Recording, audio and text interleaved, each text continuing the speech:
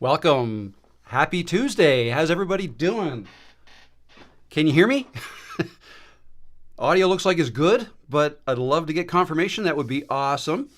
Happy Tuesday. Hope everybody had a great Christmas. For those of you who celebrate Christmas. New Year's is, or New Year, a new year is right around the corner. Audio is good. Thank you, Keith. That's awesome. So how's everybody doing? Any questions for me today? You can settle down there, Peanut. Actually, let me grab my phone. I'm going to put it on a different tripod so it can be portable. Let's see now. There's Peanut. Say hello to Peanut. Hello. And I'll put that over there.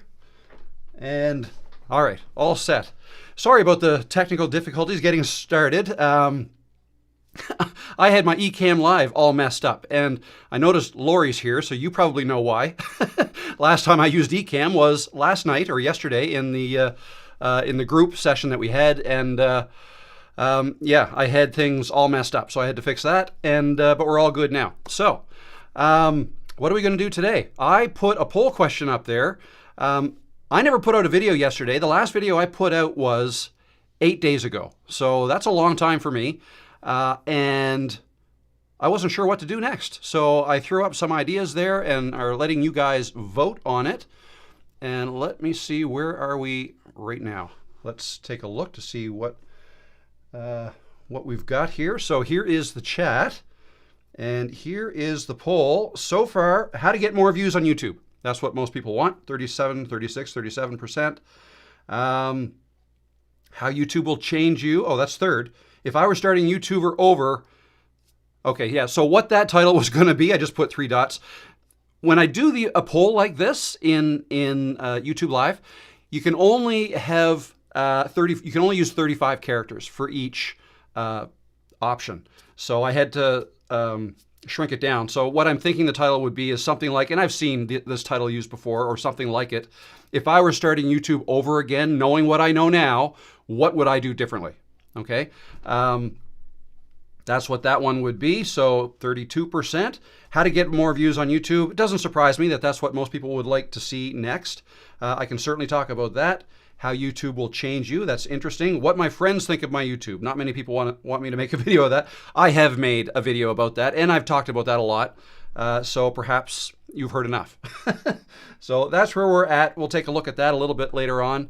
Who's all here? If you're new here, why don't you let me know where you're watching from? I'd be interested to know. And yeah, let me know that you're new. Welcome if you're new. And if you're returning, welcome back. This is fun. We have fun here every week. What did you guys think of last week's? I had a Christmas party last week, gave out some prizes, had a lot of special guests drop in. That was fun. I've still got my Stream Deck set up with all those extra buttons for the footsteps and all the sound effects that I did. Don't tell your friends and fam. That's right. Netherlands, not new here, watching from the Netherlands. New York, Finger Lake, New York. Let's see, Iowa, not new. First time watching from Southwest Ontario. How come so few channels don't partner up with, oh, it's moving too fast. Musicians, artists to make unique soundtracks for their videos rather than all picking from a small pool of royalty-free music. I can tell you why I don't. Because I want to be sure that the music that I use in my videos is 100% royalty free. I don't need to partner up with music channels. That's just an extra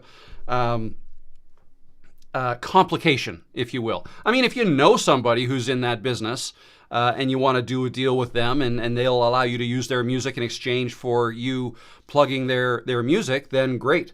But I don't know anybody like that. And it's just easy. It's easy for me to search whatever kind of music I want to put in. So I use Epidemic Sound and shameless plug. There's a link to that down below if anybody is interested in taking a look at that. Let's see. Well, who else we got? Let's just go right back to the beginning and start putting up some messages on screen. I'll make them a little bit bigger and move them over. Happy New Year, Keith. Lori is here. How you doing, Lori? Happy New Year. Hope everyone's Christmas was great. And I've seemed to have locked, what did I do here? The style is dynamic. So yeah, no, I'm not sure what I've done with, I can't change the height of these. It does the height and the width together. Anyway, it's probably fine. Let's see, who else we got? Muddy Puddles Farm is here. How you doing? Good to see you. Life with Jen is here. We've got Catherine is here and Sophia is here waiting for our song. Yeah, that was it. 12 Celsius in South Portugal. Very good. What is it here? It's -1 Celsius here. And I don't know if you guys, well, I've moved it, but we're starting to get a little bit of snow. We don't have a lot down, but we're getting a little bit. Yeah. So let's see. Yeah, no, I was a little bit late starting, Scott. How you doing, Scott? Good to see you. All right. Happy New Year. All right. Let me see. Oh, there, I see a question from Scott that just came in. Is your shotgun mic pointed correctly? Voice is a little low compared to usual. That's interesting. Let's see. I just switched to my, so what I usually do is I put my finger up like this. Actually, it could be a little closer, but I don't think I moved it. So yeah, this is all I do. I'll move it a little closer like this. And then I do like a finger test to see if I can see, yeah, I can come closer. You guys are probably hearing all kinds of stuff. How's that? That's closer. Anyways, So how does that sound? Maybe my gain is down over here. You know what? It might be. No, over here. How's that? Does that sound okay? Or is it too loud now? There. All right, let me know if that sounds all right. Happy New Year. Leslie, good to see you. Audio is good here. Timekeeper's Farm, much better. Perfect. Okay, maybe had to get it a little bit closer. And I put my finger up like that just to make sure it's out of frame, and it is. So perfect. I mean, doesn't really matter that much. Lots of people put their mics in frame. That's the look I go for, just to have it just out of frame. And if you look at the way I'm framed, if you just look at my mouth, it's pretty much in the middle of the screen, right? So I could technically put this mic down below and have it pointed up at my mouth. But the problem with that is that's where my hands are. And if I'm writing something or getting something from my desk or whatever, I'll probably bump into it. So I just like putting it up top and out of the way. Even if my mouth was a little closer to the bottom than the top, I still prefer it up there. Unless I was doing a voiceover, and I haven't done that in quite a while. But in my previous life, when I was freelancing, I was doing voiceovers for other people, and I would put the mic really close to my mouth, but I wouldn't speak directly into it. I'd put it off to the side like this, the shotgun mic like this, so that I'm not blowing air directly into the microphone. Then you'll get it's called plosives, and it just messes up the audio. So anyways, why did I get on that? Nobody asked me. All right. Let me just jump into the questions, see if anybody's got any. How do you know what to say on live? Honestly, if you're just starting out on live, it's good to have something prepared to talk about. It should be something relevant to your channel, okay? Like on topic. Because if you're going live, then you're probably going live to help support your channel, right? It's another way to help grow your channel. So the best way to grow a channel is if all of your videos are in the same niche, like you're always talking about the same kind of thing, right? A couple of different ways, whatever. Same applies with your live streams. Live streams should be an extension of your channel. So that's a good place to start. But then within that, figure out something that you can talk about for a while, however long you want to go live for, and then just prepare that way. When I first started, I started doing tutorials. I would teach people how to do things. In some cases, people may have asked me in the comments of my videos. In other cases, I just kind of came up with something. Like, I think people would like to know this. Let's start with that. And that's just kind of a starting point. Now, when you're first starting out, I know I already said that, but when you're new to live streaming, you may not have many people, if any, show up to your live streams. So you have to be prepared to keep on talking all by yourself and kind of entertain yourself, right? But here's the thing. Here's why live streaming gets easier in time. Number one, people will start showing up. And if you keep showing up, regularly, like say weekly or whatever works for you, then the number of people who go to your live streams should increase as long as you keep making videos and whatnot, right? So that's number one. The more people that show up to your live streams, the more questions they may ask, the more interaction there may be. Then it becomes easier to talk because you could just answer questions, or it's a two-way conversation, so it becomes easier that way. But the second reason it becomes easier in time is just because you're practicing. The more you do it, the better you get at it, right? So those two things combined compound, and then before you know it, you're going to be a pro, and you will never ask that question again. What am I going to talk about in my live stream, right? It'll be second nature. So I hope that helped. Monkey Wrench, how you doing? Can you name 3 things I must know before starting my YouTube channel? Okay, this sounds like a test question in school, but yes, I can come up with more than 3. But 3 things you must know. Well, you have to know how to upload a video to YouTube. You have to know how to use your camera. So perhaps that's your phone. So simply how to take a video, like how to start a video, how to stop a video. And you have to know how to get that video from your phone or your camera into your computer or not. You don't have to. I mean, sorry, I'm talking about the way I do it. I get my videos off of my phone into my computer, I edit it there, and then I upload it from there. If you don't have a computer, you could do all that from your phone. So you'd have to know how to use your phone. And then if you're going to, I mean, you don't even have to edit if you don't want to, but you have to know how to upload it to YouTube. So if you're not going to move it to your computer first, then you have to know how to upload it to YouTube from your phone. And that means downloading the YouTube Studio app to your phone. Okay, not the YouTube app, the YouTube Studio app. And you know what? I've never done that. I mean, I have the app, no question. I'm always looking at the stats, and I answer comments when I'm out for a walk and stuff on my phone. But I've never used my iPhone app or mobile app, YouTube Studio app, to upload a video. Okay, I've never done that. I always do it from my computer. I'm just more comfortable that way. Is that 3 things that you must know? I guess there's a lot more things you could expand on. Need to know how to edit videos, but that's only if you want to edit videos. I would even say you need to know how to use ChatGPT efficiently, because that's become a huge part of my business. I'm always bouncing ideas off of ChatGPT and to come up with video ideas, what text to put on my thumbnails. You have to know how to make a thumbnail. That's another one. I mean, again, technically you don't need a thumbnail. You can just let YouTube pick one, but I would not recommend that, unless you don't care about growth and all that. But if you want to grow a channel, then you want to be intentional about your thumbnails. You want to make them. Even if it's just a screenshot from within your video that you made, that's fine. But then you get to pick it, right? And then you can upload it with your video.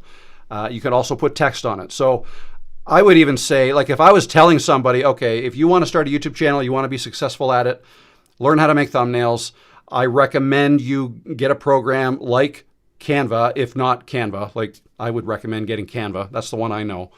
Canva Pro, you can do a whole lot more with, like removing backgrounds and there's just a whole lot more things available to you in Canva Pro. But again, you don't need that. You can upgrade to that later. But anyways, I think I went past 3. I'm struggling with getting views. Just got monetized and I want to up my views. What's the fastest way to do it? Make more videos. That is it. Listen to your audience and make more videos. That is it. There's no magic formula to getting more views. You have to make videos that your audience want to watch. Okay, so if you feel like people aren't watching your videos or they're not watching them for long enough, then get better at making videos. Like, work on your, the first 30 seconds of your video to try to keep people watching longer. Okay, that'll send, the more people watch your videos, the longer they watch them for, that'll send positive signals to YouTube, and then YouTube will show your video to more people. Not show the video, but they'll put your thumbnail in front of more people who may potentially click on it and watch it, okay? So yeah, make videos that people want to watch, and if you're not getting that retention that you like, and you're not getting views, then work on your intro. Try to get to the point real quick in your videos. We all like, or maybe we don't all, I do. I like watching, I'll watch a video that might be a little cinematic in the beginning and they're not getting right to the point. And that's fine. But like, if you're making videos that are trying to solve a problem for somebody, being helpful for people, which is a great way to grow a channel, then just get to the point, right? Don't worry about introducing who you are, what your channel name is, what you've done in the past, where you went to school, where you're from, all that stuff. Save it till the end. If you want to provide that information, the people who care about that stuff will be the people who watch your video. Okay? So those people will make it to the end. Then you can let them know some more information about you. But in the beginning, just get right to it. You want to know how to grow on YouTube? This is what you do. Do this, this, this, and this. And then at the end, oh, by the way, my name is Rob. Nice to meet you, right? So hope that helps. Scott has a question. My favorite pro tip is exporting your eCam setup arrangement as a profile export. Yeah, That's directed at me, I believe, because I didn't do that. That way, if you screw up, and you can quickly get back to where it was before. Profile, menu, export current profile. Perfect. And I knew you could do that. I've never done it. And if I wanted to do it, I probably would have had to look up where to go. So thank you for that, Scott. That helps. I will do that. Once I get my Ecamm set back up again. It's pretty close. I've got, if I go there, that's sharing my screen. Yeah. And I can see the iPhone. I did have myself in an inset there before, but I don't now. Oh no! By the way, for those who are interested, I'm not using this. I'm not using the Stream Deck anymore. I'm using my iPad as a Stream Deck. Okay, so that's called the, what is it called? Virtual Stream Deck. There, press that again, and I'm back here. It's the Virtual Stream Deck, and you can have up to 64 buttons. If you want, whereas a Stream Deck is either, depending on what size you get, 6, 15 or 32, I believe.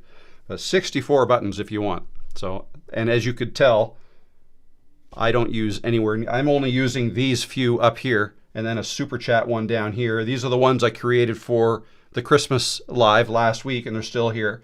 So if I press this, you'll hear a door opening. Right? Close the door. That's how I did that last week. All right. So anyway, just a little bit of how that works. But thank you for that, Scott. Jenny asks how to overcome fear of uploading the first video. How to overcome the fear? Yeah, I always get tripped up by that because what I want to say is just don't let it bother you. But that's easy to say and harder to do. I get that. I guess the how might be to understand that people don't care about, I don't want to say people don't care about you as much, but people don't care about it as much as you think they do. They don't care about it as much as you do. Okay? Like if you're nervous and, about uploading your first video and, what could go wrong? Like people I know might see it or, right? If you most people don't care about any of that stuff, like the people who will watch your video, okay? In fact, most people who will watch your video have not taken the step that you will have taken, which is to upload a video. Most people who watch YouTube videos have never uploaded one themselves, right? So who are they to criticize somebody who actually uploaded a video? Like, be proud. If you upload a video, be proud. It's your thing. It's your hobby. I recommend calling it a hobby for the first bunch of time, but depending on what your goals are, maybe it will always be a hobby. But if you have intentions of turning it into a business and making money from it, I don't even know if I would say that right out of the gate. I would just tell people that, it's a hobby, I'm having fun with it. And they'll say, oh, you're trying to make money? Well, maybe, but I'm not there yet. I'm just learning the ropes, learning how to do things, getting good at talking on camera. And so anyways, that's my approach. I kind of downplay it a bit, and I have fun with it. And if people want to make fun of me for that, fine. That's, they can. But I understand that that's their problem. It's not mine. I don't confront people. Like, I'm not a confrontational person, so I wouldn't say that to anybody. If somebody wants to kind of laugh it off what I do, I'll laugh a little bit with them, and then we'll start talking about something else, and, no harm, whatever. Some people get very sensitive to things like that. I'm not one. And if you can find it in your heart to just not take it to heart, what people might think of you having a YouTube channel, then that's the best way forward. And I know you didn't even ask that. I kind of took that a little farther than you asked me to, I think. How to overcome fear. Just understand that you are more concerned about it than anybody else who are going to watch your videos. So that's hopefully that helps. Okay, and yes, thank you, Catherine. Put 3 Qs in front if you want your question answered. That increases the chances that I'll see it. T-Man VBSS. I hope I said that right. Question, hi Rob, have you or can you do a video on learning and using Ecamm Live? Well, I have not done a free video on that, but I do have a course that I created that takes you all the way through it. It's live streaming made easy. You can see that on, I think there's probably a link to it down below. You can have a look at that. It's on my website. And there's, I want to say how many? There were 9, I think, and I've added 3 bonus. So I think we're up to 12 videos in there right now. And that's really all I've done in terms of videos on Ecamm. And not all 9 are on Ecamm either. It's just that as I taught how to live stream all through the steps, Ecamm is what I was demonstrating with for most of them. I have since added a Meld Studio video, which is pretty cool tool. The only thing I don't like about it is it can't put up these comments like this, right? I can't display these live chat comments. You can only do that in Ecamm or StreamYard, and I think maybe Restream, right? So there you go. Let's see. Is Stream Deck worth the money?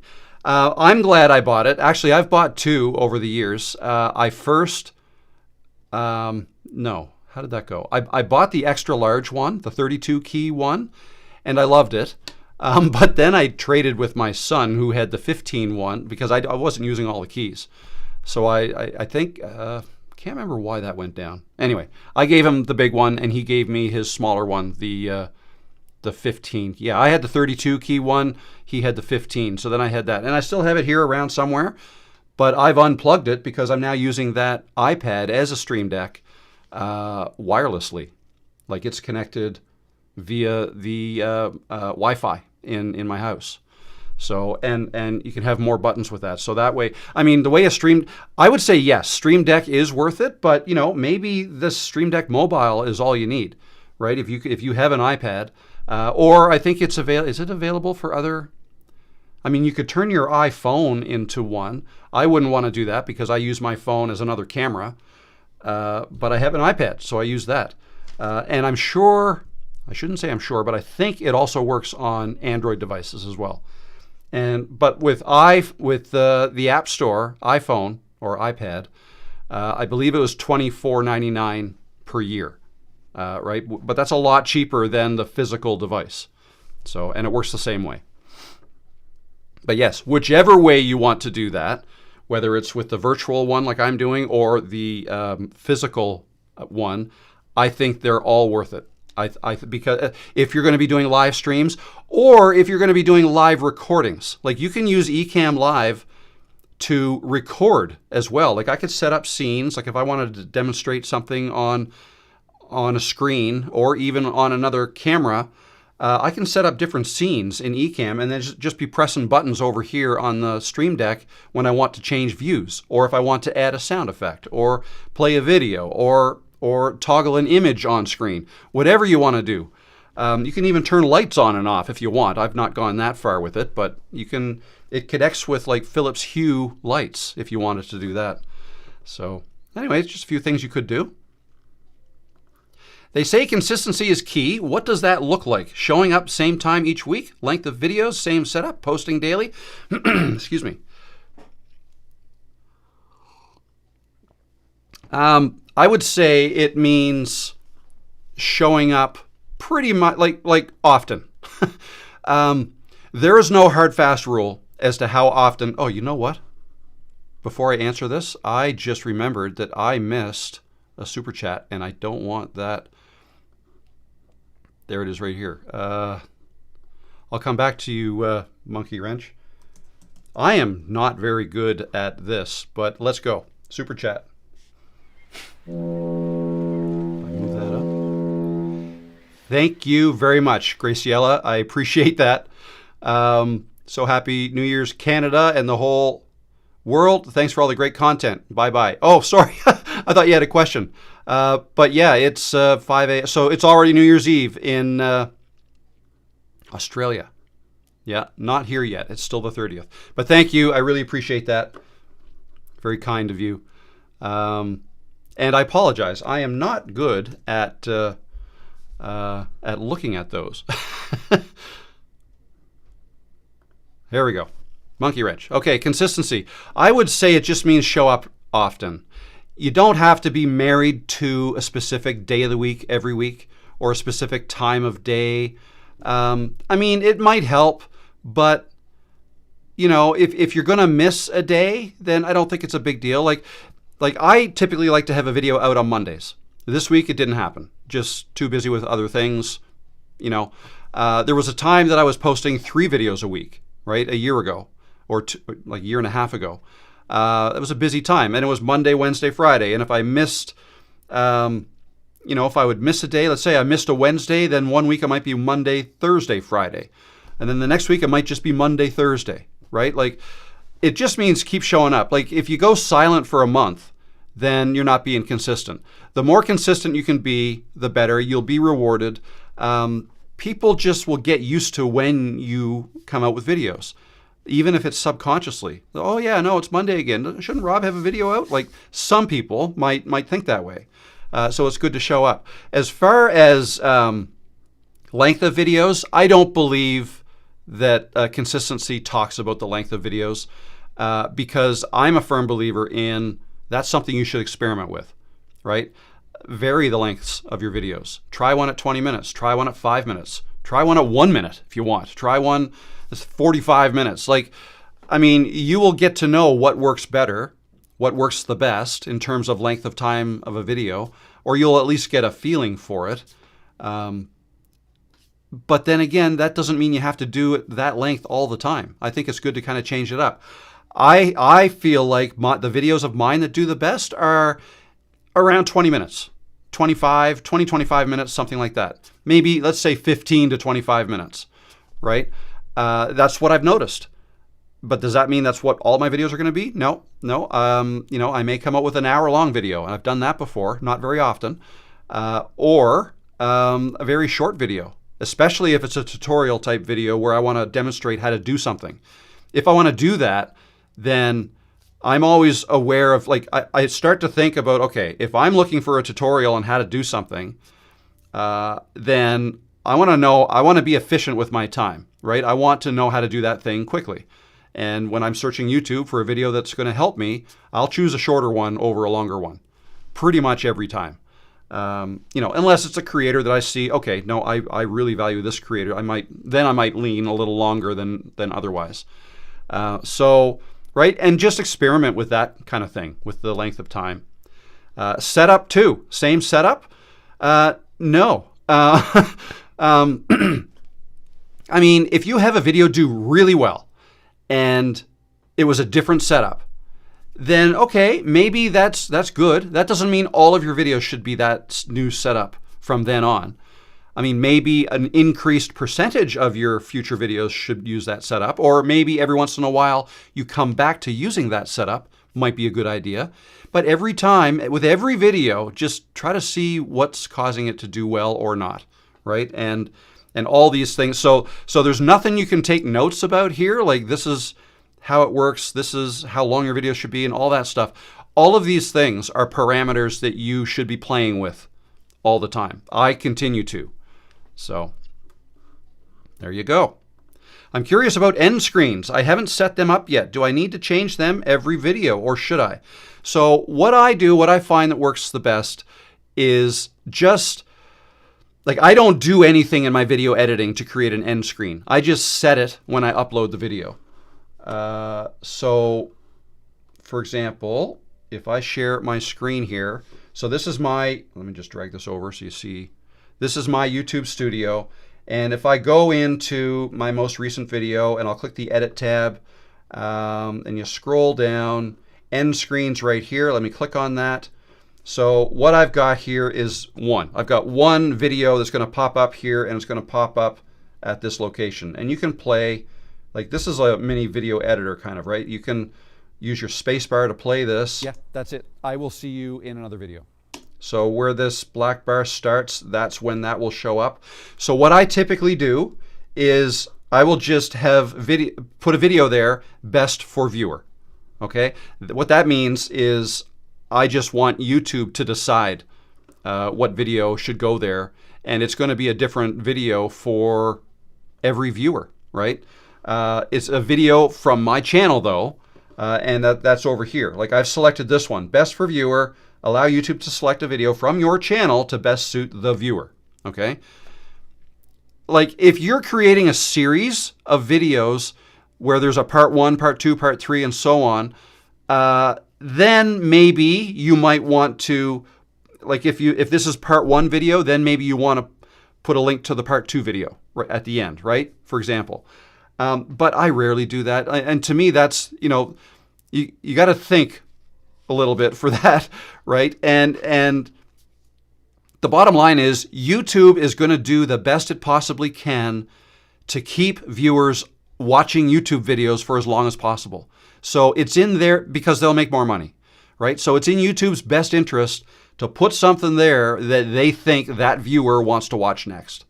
So, you know what, YouTube, you probably know more than I do what video people want to watch next, so have at her. You can do it. So that's usually all I do. Sometimes I'll have two videos up here. You can click this one, most recent upload, or you can choose a specific video here. Okay, so anyway, that's what I do. And then when you go to upload a new video, I usually select just to reuse the settings. Actually, no, like if let me see here. Let me delete can I delete that? No, I'd have to show you on okay, discard changes. Yeah, when you first upload a video, if memory serves, it presents you with some options. Like when you get into the end screens. And the option I usually select is just grab the end screen from my previous video, okay? And then I'll go into that page that we were just on here, and I may move this box around. Like if my face is more on this side, then I'll move the box over here or down here, right? I'll do something like that, okay? So anyways, that's a little bit about how I do that. How we doing? Just take a quick look at the current. I've used Wix in the past when I was in business and loved it. I don't have a website now. I'm retired. Very good. Wix. I've heard of Wix. I've never used Wix, though. Let's see. Most people aren't afraid of the camera. They're afraid of being seen before they're ready. Truth is, clarity comes after you start, not before. Very well said. Very well said. Andy says, hey, Rob, how hard is it to turn your channel into a business if you originally set it up as just a something fun to do thing? That depends on what your content is on your channel. Don't be afraid to start a new channel, right? Like if you have a just for fun channel and your videos are kind of all over the place, that's fine and that's great. And in fact, that's awesome because you're learning how to edit videos, upload videos, how to run a YouTube channel, right? That's all good. And maybe you're not ready to start a business yet, so that's a great way to start. But then there may come a time that, you know what, now I'm ready. I want to start a business. But the content of my existing channel doesn't really match. Even if you have a bunch of subscribers on your personal channel, if the content doesn't match what your business stuff is going to be, I would not post on the existing channel, even if you have subscribers. And don't worry, I know some people's first thoughts are going to be, well, if I start a new channel, I'm starting over, 0 subscribers, blah, blah, blah. Doesn't matter. You're now better at making videos because you've made a whole bunch on your other channel. Okay, so there's that. You should be able to grow faster, especially if all of your videos are in the same niche, whereas on your other channel, they were all over the place. I mean, you could get 500 subscribers in your first week, right? I mean, who knows? Who knows? Depends on your experience level and, how good you are at making videos now, how tight your niche is, and all that, right? So that's what I would recommend. Probably starting a new channel. But if the content aligns with what has been on your channel and you want to start a business, then sure, just start. Maybe you want to unlist some videos that don't apply. But then for the most part, for future videos, just upload them to that channel. You can do it either way. And I've got another super chat. Let me just find it here on this side and put it on the screen. And thank you. I'm in Canada and itinerant Ian. I'm sorry, I totally butchered your name. I'm sorry. I'm not sure how to say that. But thank you so much for the super chat. I really appreciate that. And you say, if I'm setting myself up as an Amazon affiliate, should I do it through the Canadian site? Oh, that's a tough question. Here's what I know about that, because I've gone through this and I am Canadian. I believe you have to set it up in the US site unless you only want to get commissions or, commissions, affiliate income from Canadians who buy on the Canadian site. Okay, so if that's not the case, and it probably isn't, then you'd want to sign up through Amazon.com, not .ca. But then you can have a .ca store as well, and you can link them. And exactly how you do that may be different than when I did it, and I did it probably over 2 years ago now.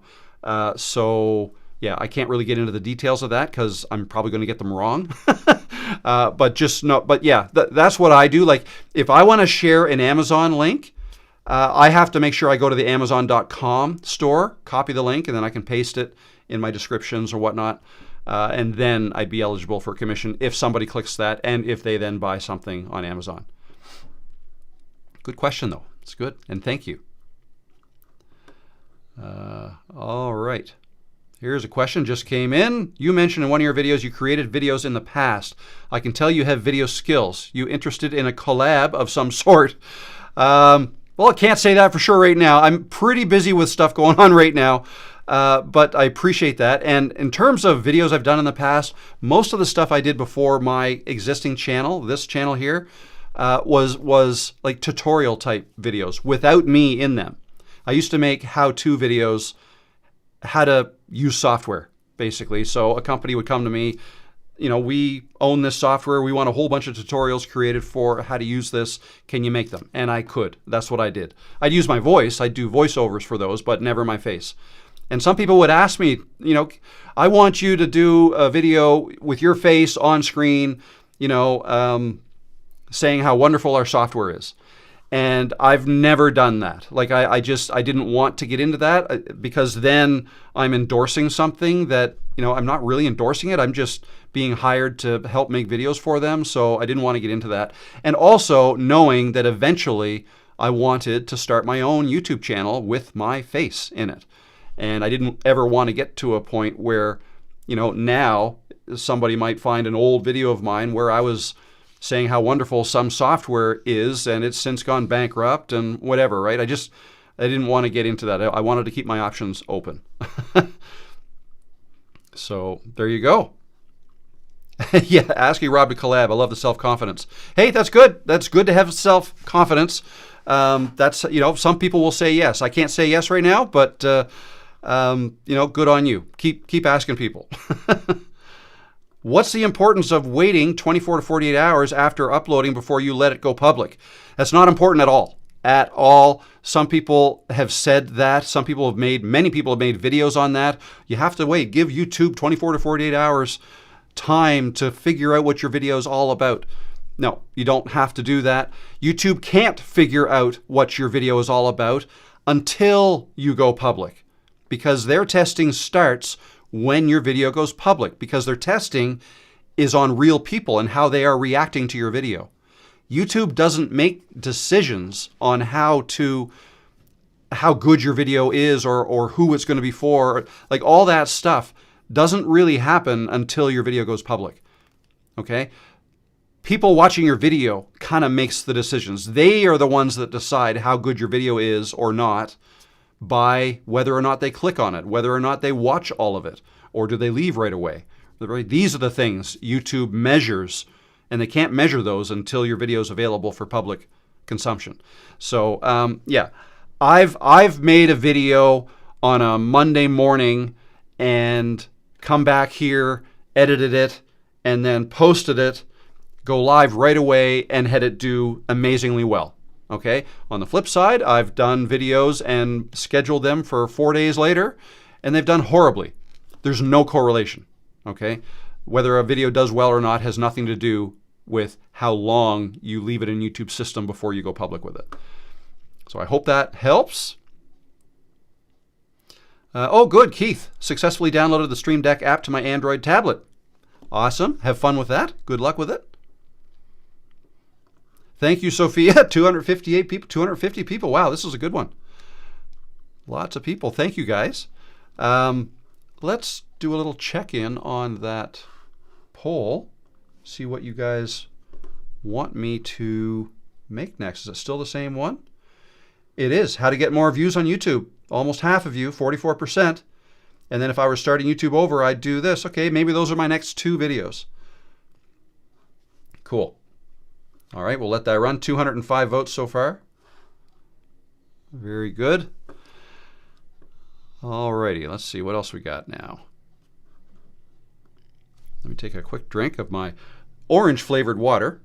It's very bright. I think it's strong. All right now.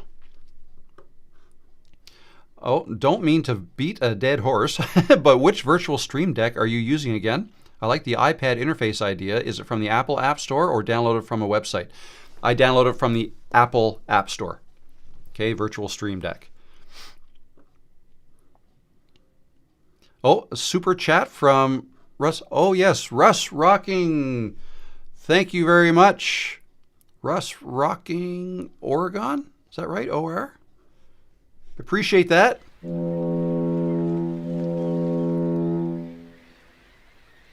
Thank you so much. Happy New Year to you as well. I'm going to have to figure out that. Here, let me try to do this again. Edit text is dynamic.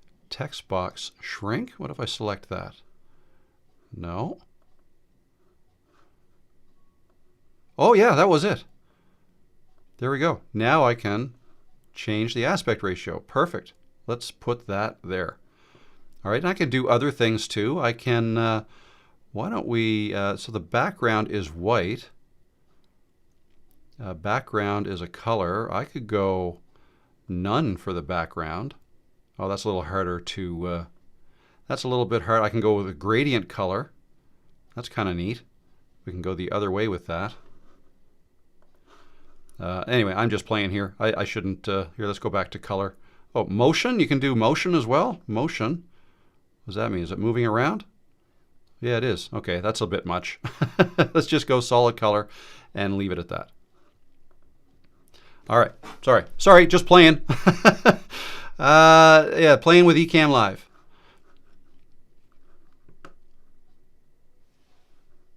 Interesting, we can now like the super chats.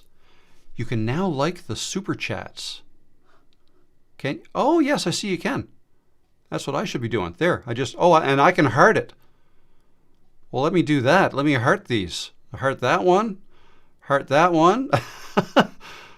Okay, this is just another job now I've got to do, but I'm probably going to forget. Was that it? Did I get them all? Oh no, there's one here. Graciella's as well. There, I've just hearted them all.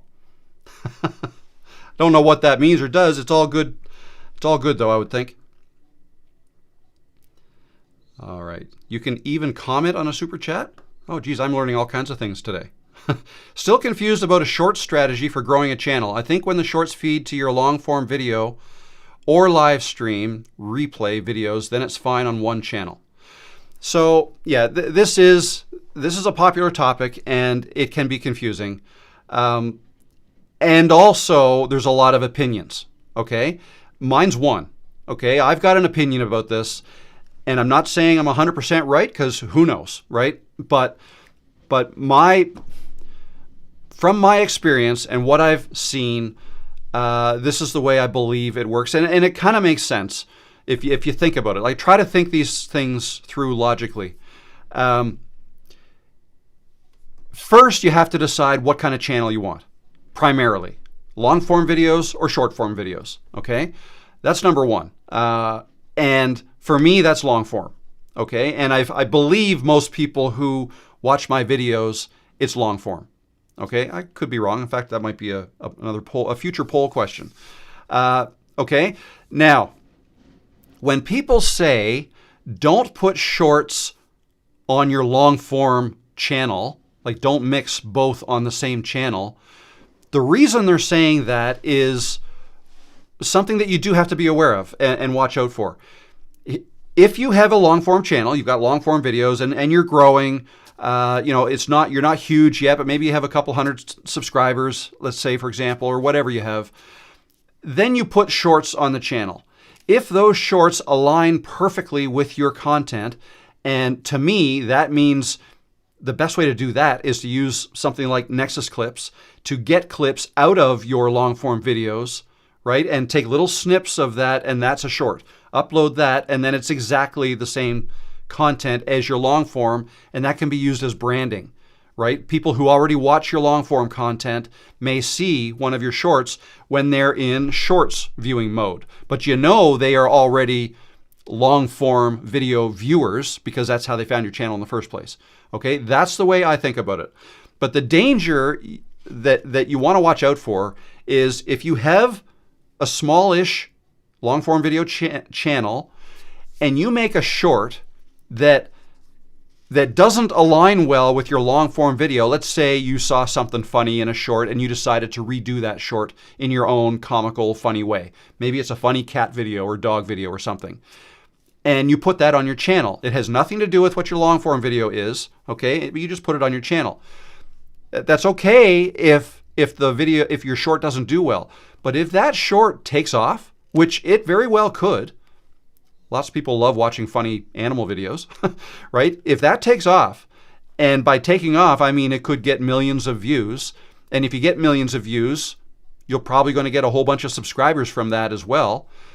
Well, then let's say you get 5,000 subscribers from this one short that got millions of views on your channel where you had 100 subscribers on your long form videos, right? Well, now you have 5,100 subscribers, and the vast majority of them came to you because of that short you made. What do you think they want to see next from you? 5,000 of those 5,100 want to see more funny cat videos, right? If you then come out with a long form video, another one of your long form videos, there's only 100 people of your 5,100 subscribers that might be interested in that. And YouTube will notice that. Now, yes, YouTube knows where subscribers come from, but I've heard stories of people that said, I killed my long form video channel because my shorts did too well, right? Now, if your shorts are 100% aligned with your long form video, meaning whoever watches the short will also want to watch the long form, then I think it's okay. But I still don't know that I would want a short to go viral like that, right? If you want to have a successful long form channel. Okay, so that's the way I think about that. So what is my strategy is I make long form videos. Okay, if I decided I wanted to take a run at a shorts channel and see how good I could get at making shorts, I would do it on another channel. Okay, but on this channel that I have right now, I do make, not very often, but when I do, I will make shorts that are snips or clips, short little 15-second, 30-second, whatever, clips from within an existing long-form video or live stream I've already done, and then I'll put that up as a short. Because then it's just like a little clip. You want to see more? Go to my channel. Okay? Because people who watch long-form videos, I believe a very large percent of them also watch shorts in another part of the day, another time, right? When they're downtime, let's say. Like for me, it's, if I'm relaxing, I'm just kind of lounging in the chair, I'm not at my desk, I may go through some shorts or Instagram Reels or something like that, right? And when I use the word shorts, what I mean is shorts, Instagram Reels, and TikTok videos. They're all the same, right? So if you do want to do that for branding purposes, I would make one and then upload it to all three platforms. Why not? Right? So anyway, kind of a long-winded answer, but it deserves some more explanation. I hope that was helpful. Yeah, I could probably make several more videos on that. I remember 70 to 90 people in these lives. Now it's pushing 300. Congrats, Rob. Wow, 266. That might be a record. We're going to hit another record today. Last week we did not. And I thought we would. I thought the Christmas special would be, yeah, wow, okay, no, this is a record. 239 was the record 2 weeks ago. Thank you, guys. We're making history together. How's that? 266, and it might have even been higher. I didn't even notice. That is a record, yes. Thank you. All right, what else we got? What else we got here? Who's in here? Let me just take a quick look at the thumbnail. See, we've got Journeyology is here. Catherine, Scott, Andy, Caroline Shrubbersteel. I don't think I said that right. I'm sorry. Missed the start, but we'll watch the replay. Maybe I'll actually manage to start my channel in 2026. I hope you do. You will be glad you did. I'll tell you this. For those of you who are pondering starting a channel, and I know there's a bunch of you here that are looking for encouragement to start, and you're wondering, I don't know, you're doing research, right? I was in your position before. I would go to Nick Nimitz live streams 4 or 5 years ago, and I'd try to, like, how you doing this? How you doing that? I'd ask the odd question, but for the most part, I was pretty quiet and just learning from everybody else. And yeah, but I'll tell you this: once I finally started my channel, one of the first things I thought was, geez, I wish this is actually fun and it's not that hard. I wish I had started sooner. Like, I can almost guarantee you that once you do start, you will say to yourself, I wish I started sooner. All right, so take that for what it's worth. All right, let me look for another question. Hi, Rob. Do you do one-on-ones with channel reviews, or is there info on this on your website about this? So yes, I do. Thanks for asking. In the description below, you will see there's a link to do a one-on-one, or I think there is. If not, if you go to my website and click the Start Here. So if you go to robthemaritimer.com, you can either click Start Your Journey here or Start Here up here. That'll take you to this page. Watch another video of mine if you want. There's some free stuff you can download here, and there's links to this in the description below. So a free Kickstarter kit you can download. You can join Creators Cove, which is a free community. We're up to over 1,400 people in Creators Cove now, which is awesome. People chatting back and forth, getting help from one another. I'll be in there answering questions from time to time. And there's a free stats tracker you can get. If you keep scrolling down, there's a few courses that I offer. And scroll down to the bottom, here's the one-on-one coaching. And this Creators Growth Project is currently ongoing. We just had our 3rd of 6 weekly group sessions and having lots of fun in there. The next one of those will be in March, probably towards the end of March, that I'll offer. So there you go. There you go. So yes, I've been offering one-on-one coaching for over a year now, and I love it. So they're Zoom calls, one-on-one Zoom calls. Okay, looks like we got a spammer. Don't do that. Don't do that. One question's all you need. Canon M50 though, I can't recommend it because I've never used it, but I have heard a lot of people use it. But I've never used it myself. Do you know any coaches for vloggers specifically, or does anyone else here know? Thanks, Rob. I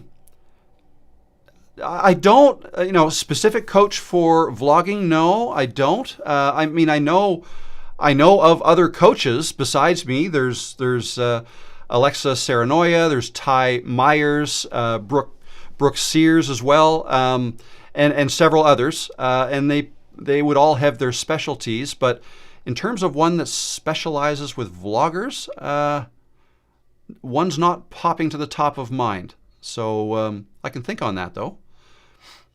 When is a good time to start your first live chat? Do you recommend a certain number of subs? No, you can start at any time. In fact, the same thing applies to going live as it does to making videos. The first bunch you do are going to be bad, and they don't even really matter that much. They are for you to practice with. So that goes with your first set of videos, whether it's your first 10, your first 50 even, right? You're just learning how to make videos. Same thing applies to live streams. The first time you go live, don't expect things to go smoothly, right? Things may happen. Glitches happen, especially if you try to do too much. But regardless, you'll learn from those glitches. I have glitches all the time. Today, I had a hard time getting this started because I couldn't get this virtual Stream Deck to work, and my scene was kind of messed up from yesterday. So, glitches happen. A month ago, I started a live stream and spoke for 12 minutes without my audio on, right? So, and did I pull out my hair? Well, I have no hair to pull out, but was I upset? No. I just laughed about it. I mean, I guess I was disappointed in myself. Oh, Rob, why'd you do that? But then laugh it off, move on, right? Like, it doesn't matter. People were laughing with me in the. I'm sure there might have been some laughing at me, but that's fine. So yeah, so my advice there with videos, start before you're ready. So because you're going to be practicing anyways, and same with live streams. Start before you're ready. I mean, there's some technical things you have to know technically how to do it. Right? Like you want a camera connected to your computer and a microphone connected to your computer, or a computer that has a camera and a mic built in. That's fine. You don't necessarily have to share a screen, right? You could just go live. And I advise you to have something ready to talk about and be prepared to go live to nobody, right? You may not have anybody show up. And then just do it. Worst case scenario, if you, I don't know, divulge some information in your live that you weren't supposed to be sharing, for example, you can delete it afterwards. Or if it just went so bad you do not want that live to exist on your channel, you can delete it. Okay, so that's worst case scenario. I don't think I've ever deleted a live stream that I've done. And there's been some bad ones and some mistakes, and so what? That's fine. Live and learn. Live and learn. And we've got another super chat. Thank you so much, Lori. Whoop. I appreciate that, Lori. Thank you. Thank you, Rob, for making such an impact in all of our lives. Happy New Year. Happy New Year to you as well. I hope it's a good one. And yeah, no, I appreciate that. Thank you very much. And I hope you guys are, wow, 285 people? Maybe we will hit 300. Where are all you guys coming from? Man, this is good. This is cool. Breaking records together. Oh, Mike Sparks did a super chat too. Oh no, I missed it. Oh, and I forgot to heart Lori's. Let me heart this and I'll go back. I'm sorry, Mike. I'm looking for it.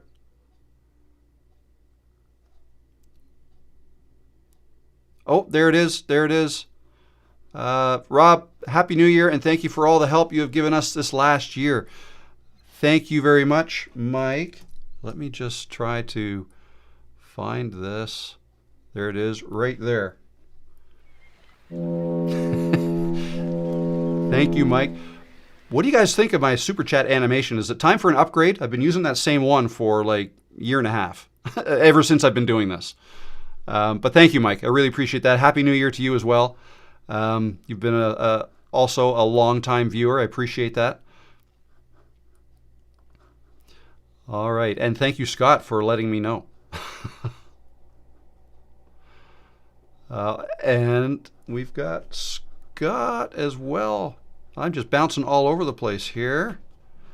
Oh, does that work? Can I click that? No. Okay, I messed that. Can I? Okay, I have to lock this somehow. I keep doing that. Anyway, so we go here. And I made that small too by accident. So that's the danger, and I think I can lock these things, but if you hover over any of these objects in Ecamm Live and then move your scroll wheel, it'll zoom in or zoom out. I need to disable that because I do that a lot. But thank you, Scott.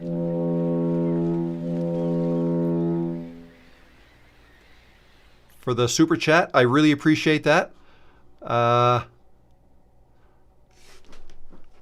Yeah, I'm kind of. Am I missing another one now? No, I think Graciela has won 2. I'll get them all, guys. I promise. There we go. Graciela, thank you very much. And Happy New Year to you as well, and to you, Scott. 405,000 views. 427 subs got 405,000 views. Happy to create smiles. That's cool. That's cool. Awesome. Oh, I've also noticed this week, I don't know if, I mean, it's something I kind of look at, but I quite often talk about the video of mine that the first viral video that I had. July of 2024, I made the video why people over 40 should start a YouTube channel, and it did really well. And after several months, it was over 400,000 subscribers. It has since stopped doing so well. I mean, I think it still gets maybe 30-ish views per day, which is still pretty good. But last week, and I don't even know when, but I noticed a video I made this past March passed it. So I now have a video that has over 500,000 views, and that's, which one was that? It's about my journey. Let me just bring it up here so you know which one I'm talking about. If I go popular, this one here, How YouTube Changed My Life in 4 Months, My Journey to Full-Time Creator. So that is now my #1 video. It beat this one. So anyways, I was just found that interesting.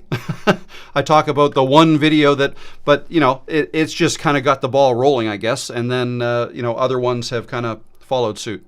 So that was interesting. Let's see. Oh, we've got, did I miss that one? You guys and your super chats, you're being so generous. Thank you so much. Daniel, appreciate you. Thanks for helping us all and bringing all of us together. Yeah, and that's cool. That's cool because Daniel, I know you do live streams, and I've seen you in Scott's live stream. And so yeah, you guys, you're meeting here, meeting each other. You're starting up your own live streams, and you're going into each other's live streams. Been to Lori's live stream and seen a couple of you guys in there as well. So I love that. That's awesome. And just the fact that, like, if I'm answering somebody's question in here, and I'm obviously not able to answer everybody's, I answer as many as I can. But while I'm answering, and you guys know that I'm well behind in the live chat, you guys are chatting amongst yourselves and getting to know each other and finding other people who, you know, are maybe in your niche as well. And I just think that's great. So yeah, I'd like to thank you guys as well. Thank you for watching my videos and coming to these live streams. I really enjoy this. And yeah, anybody who, you know, I highly recommend this. Anybody who thinks they want to be a YouTuber, I thought I wanted to be one, and now that I am one, it's the best thing ever. So no regrets here. So keep chasing that if that's something you want to do. All right, what else we got here? Another quick drink break. Lego Tours, how you doing? Finally back to YouTube after taking a break. I was burnt out. Yeah, don't let that happen. You're young too. Don't get burnt out. You're too young for that. Have some fun too. Enjoy life. But yes, welcome back though. Welcome back. We'll always be here. Is Rob using a DSLR camera for the live stream right now? Yes, I am. I am. I'll show you. So now I'm using the iPhone, but that is the camera I'm using. And pardon the dust, but that'll tell you. Does it say what it is? Oh, look at the dust. It's awful. It's the ZV-E10 is what it is. And that lens is the Sigma 16 millimeter, I think it is, or 14 millimeter. No, 16 millimeter f1.4 lens that goes on that. And I have it plugged in. I have this plugged into a cam link into my Mac right here. And it's probably back there. Yeah, there's the cam link right there. My God, the dust. All right, so that's what I'm using right now. But this is my iPhone. Okay, and I use that sometimes. This iPhone is what I use when I record outside. Let's just lift that up a little bit. There. Okay, let's see.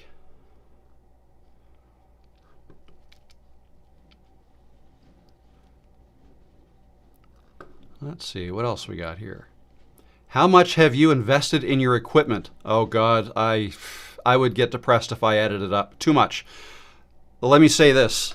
I've invested more than you need to. Okay, like yeah, far more than you need to. But it's a hobby of mine, and it's been over, 5 years. Actually, a lot of the things that I have, I got even before I was into YouTube because I used that, like my computer, for instance. I mean, that was several $1,000s for this M1 MacBook Pro. I think it was $3,000 or something like that. But I bought that almost 4 years ago now. No, a lot. But all you need to start, you do not need anywhere close to the stuff that I have here, and I guess that's the danger of me kind of showing what I have, because you may start to think that, oh well, I must need that stuff. You don't. You just need a phone. I'd recommend a selfie stick. Okay, so there's $25, and probably a decent mic, wireless mic preferred, but you don't have to, right? You can make videos that look good and sound great with your phone and a lapel mic wired, and that's probably $20 as well, right? And then everything else could be free. You can use a free video editing app. The amount of editing that I do, I could probably just use a free editing app if I wanted to. But I used to edit for other people as well, and they'd want some other things done. So I invested in video editing apps, then it's up to you. Like, how are you going to make your thumbnails? You can use the free version of Canva, right? Or if you want to make better ones, then you upgrade to Pro. If it's going to be a business, you want to turn it into a business, then let's say you want to start offering, consulting or coaching, you may want to get like a calendar app, like Calendly or something like that. That's what I use. And then Zoom, if you want to have meetings that are longer than, I think it's 45 minutes is free, well, then you're going to have to pay for Zoom if you want longer meetings than that, which I do. So there's a lot of other things you could do, but you don't need to do any of that when you're starting. And you can grow your channel a very successful channel with just what you have, your phone. There's people doing very well on YouTube, successful YouTube channels, and all they use is their phone. No upgraded mic, free editing software, upload to YouTube. Your YouTube account is free, right? You can go that way. And in a lot of cases, the money you spend on stuff doesn't necessarily help your channel grow any better, right? Like, no matter how good you make your videos look in terms of highly edited, great picture because it's a fantastic camera and lens and all that stuff, no matter how good you make your picture look, no matter how good you make your audio sound, if what you're talking about in your video nobody wants to listen to, then it doesn't matter. Your video is going to flop. But you can be talking about something very interesting that people want to listen to on a bad camera with bad audio, and that could get hundreds of thousands of views, millions of views. Okay, so people need to understand that if you're buying something because you want to upgrade something, just understand that you're doing that more for yourself than for your viewers. Maybe you do want to grow yourself, so you do that. But you just have to keep that in mind. Liquid Hour, thank you very much for the super chat. I appreciate that. Last time I was here, I had around 500 subs. Your advice alongside ties is one of the reasons for me being where I am right now. Where are you now, Liquid Hour? How many subs do you have now? That's great, though. And Ty's great. Ty's great. Haven't seen Ty here. I think he's taking a bit of a break. I haven't seen him in a little bit. Yeah, it's not the equipment that counts. It's the content and the authenticity. Yeah, authenticity helps. Planning to start soon. What would help me most is a good process to brainstorm video ideas. I have a list, but would like more topics to create videos for. ChatGPT or your another large language model. AI. Use something like ChatGPT. Have conversations. Like you can say, I want to start a YouTube channel. I want it to be about, this, that, and the other thing. And here are some video ideas that I've got now. Can you give me a list of 20 other ideas, right? It'll give you a list. Then you might say, okay, I don't like this, I don't like that, but now I like these ones. Like, how can I take these, say, 5 ideas, and how can I make 5 different videos out of each one of those 5 ideas? So in other words, from this list of 5, give me 25. ChatGPT will do it like that. Okay, it'll give you the titles. And then if you want it to expand, just say, okay, these are all great titles, and obviously you need to know what you're talking about. They have to be things that you're interested in talking about. And if it ever gives you something that you aren't either interested in or don't know anything about, you can say that. Just say, okay, yeah, I don't know much about that, but this I really do. Can we expand on this one? And it will. Okay, so back and forth. I have chats with my ChatGPT, call it Chad, all the time, every day. That's another example of a service I pay for because I use it so much. I don't want to be throttled. I don't want there to be a bottleneck there. 5,000 subs, Liquid Hour, way to go. That's awesome. Congrats.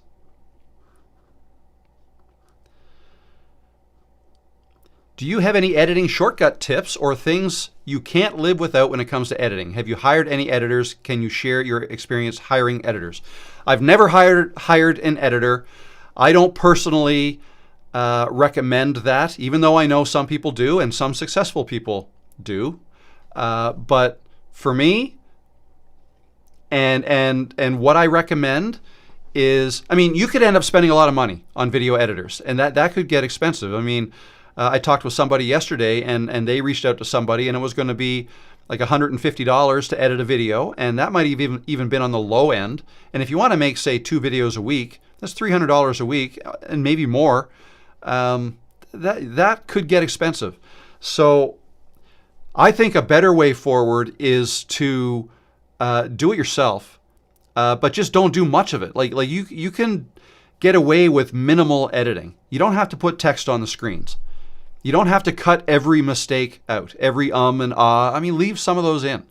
And the more you leave in, the better you'll get at perhaps getting better at not saying them in the first place, right? So, it's all practice. And I would just, pick a video editing app. There's tons of them out there. They all do kind of the same thing. Some of them do more than others, but they all do anything I need them to do, right? I don't do a ton of editing in mine. I'll add some B-roll here and there, but to me, that's not a lot of editing. That's just, it can be time consuming. I'll do some things with audio, like, put some music in here and there, but I don't do a whole lot more than that. And you don't even have to do what I do, right? So that would be my suggestion. Just pick an app, get to know it, and force yourself to learn it. And there's a great resource out there to teach yourself how to edit videos, and it's called YouTube. That's how I learned how to do it. And that's what I would like. Once you decide what app you want to go with, start with what kind of computer do you have? Is it a Mac or is it a PC? If it's a Mac, just start using iMovie, right? It's free. It's on your Mac now. If it's a PC, then I'm a little less familiar with what's available for free on the PC, but I know there are some. I think there's a version of CapCut that's free. There's Descript. I don't know if there's a free version or not. But yeah, and then just, put your video in there, and if you have to edit anything out and you don't know how to do it, fire up YouTube or even ChatGPT and ask, how do I make a cut in CapCut? And it'll tell you. So that's what I would do. I've never hired an editor, and I don't believe I ever will. I don't mind editing anyways. Like if I wanted to make a highly edited video that would take a long time, I probably want to do that myself anyways. But I understand not everybody wants to do that. I get that. But you could be in for a lot of future expenses if you get into hiring editors, especially in the beginning. Alrighty. Catherine says iMovie is great. You know what? I've never actually used it, but I've recently. I know I talk about Camtasia a lot, but it was last week or the week before I downloaded Final Cut Pro. I finally went with that, and I'm going to teach myself that over the next little while. It goes against the advice I just gave, like just go with something for free, but I'm interested. I'm interested in learning more about what else I could do as far as editing goes. So yeah, that's what I've done. And perhaps videos on that will be coming in the future. Do shorts affect your channel negatively? I do long form videos of at least 35 minutes. I've done a handful of shorts and haven't seen the same kind of views as with the long form.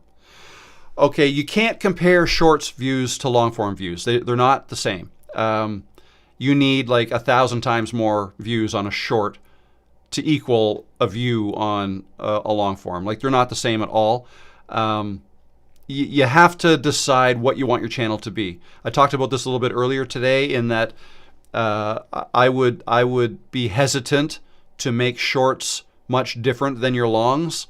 Decide what kind of channel you want. If you want it to be a long form video channel primarily, then yeah, you can do some shorts, but you want to make sure that they align very well with your longs and not be something different. Because if that short takes off and goes viral and it has nothing to do with what your long form videos are, you could get a whole bunch of subscribers and they may not be interested in watching long form videos. There's a lot of shorts viewers who don't watch long form videos, right? So you don't necessarily want your subs to come from them.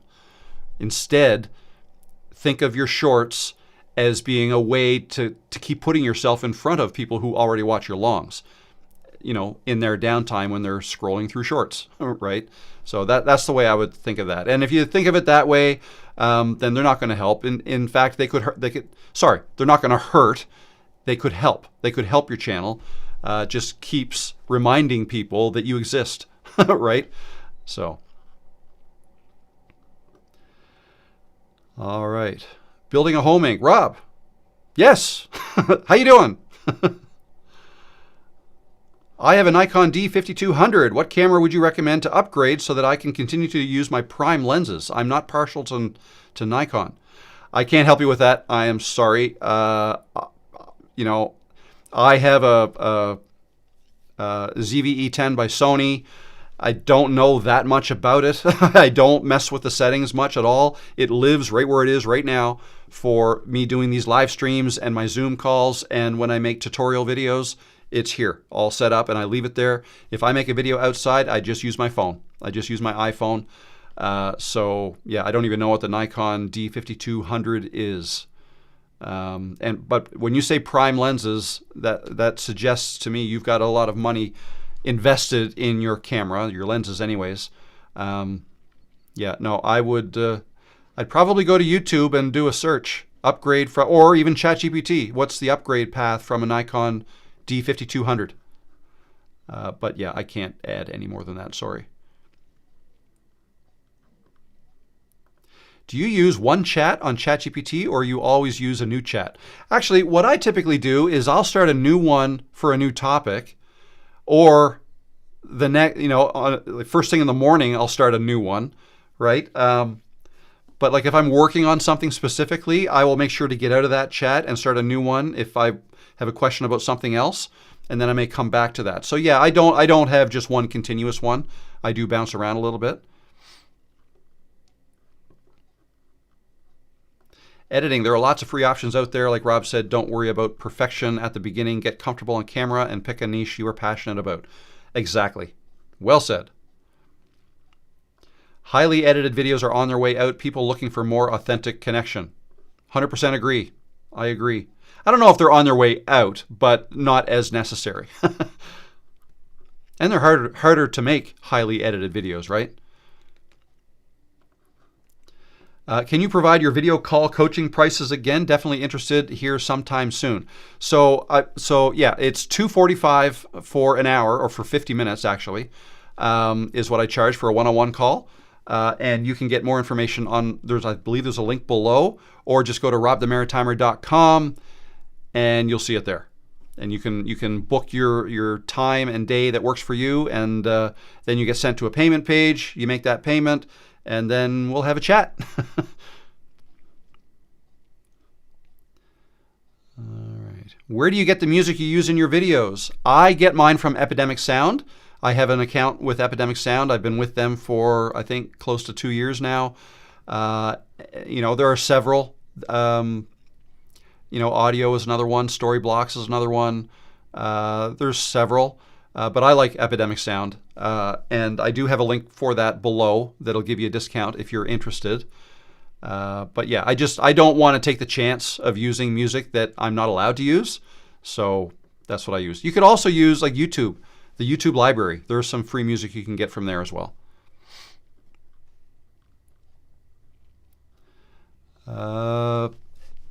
Better Health Girl. Hey Rob, Happy New Year. It's Rebecca. Hey Rebecca, Happy New Year. My channel was deleted and can't get it back. That's yes, you told me that. That sucks. Didn't break rules, so heads up to others. This does happen more than you think. I didn't realize till now. Yeah, that's unfortunate. I can't really add much to that because I would have no idea why it was deleted. I would have thought they would send you something to tell you why. No, if that happened to me, that would actually, we talked about this in the Creators Growth Project in the group session yesterday a little bit. And it's one of the reasons why I recommend that you build a business or like an email list outside of YouTube.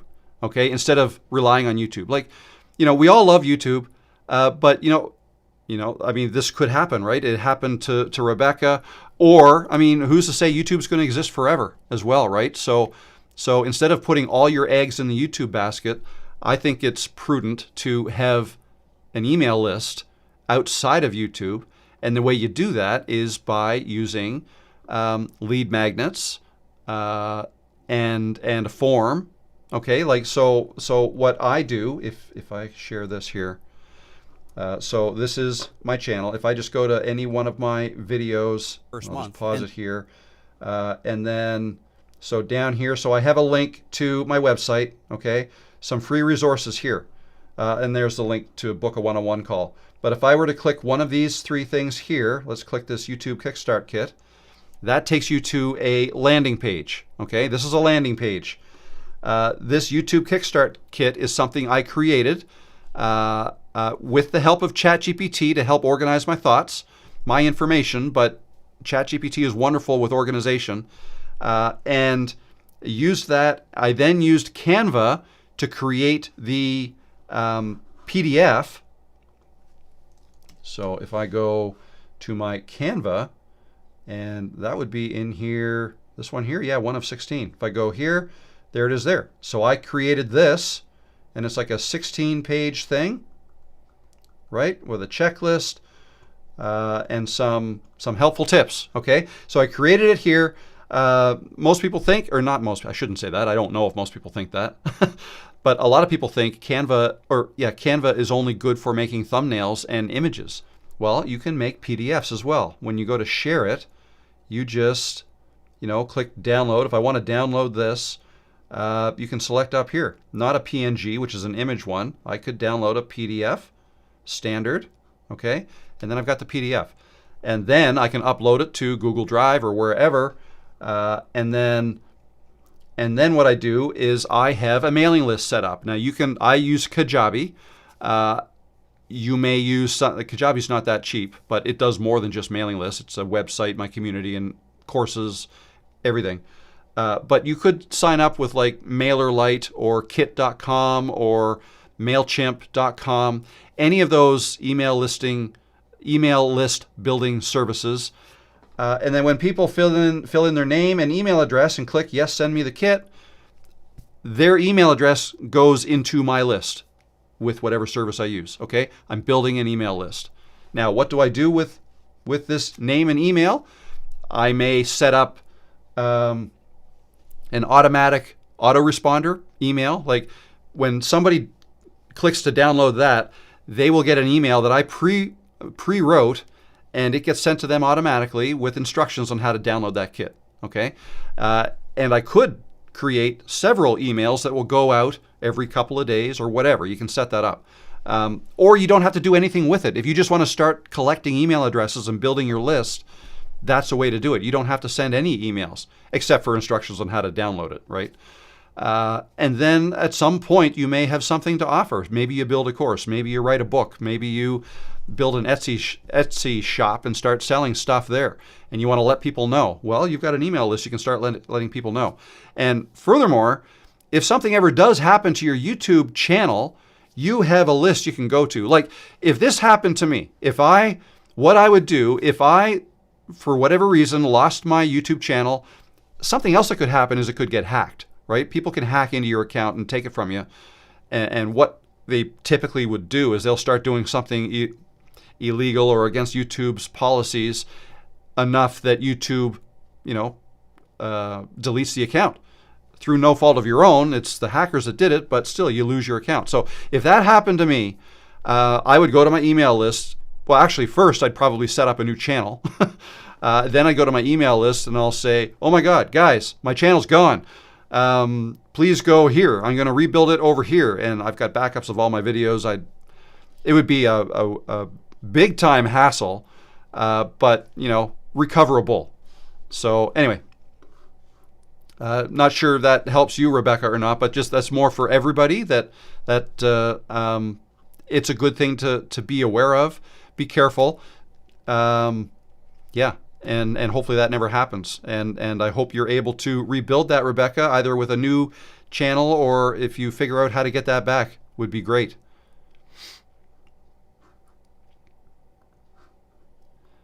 And we've got another super chat. Where is it? Here we go.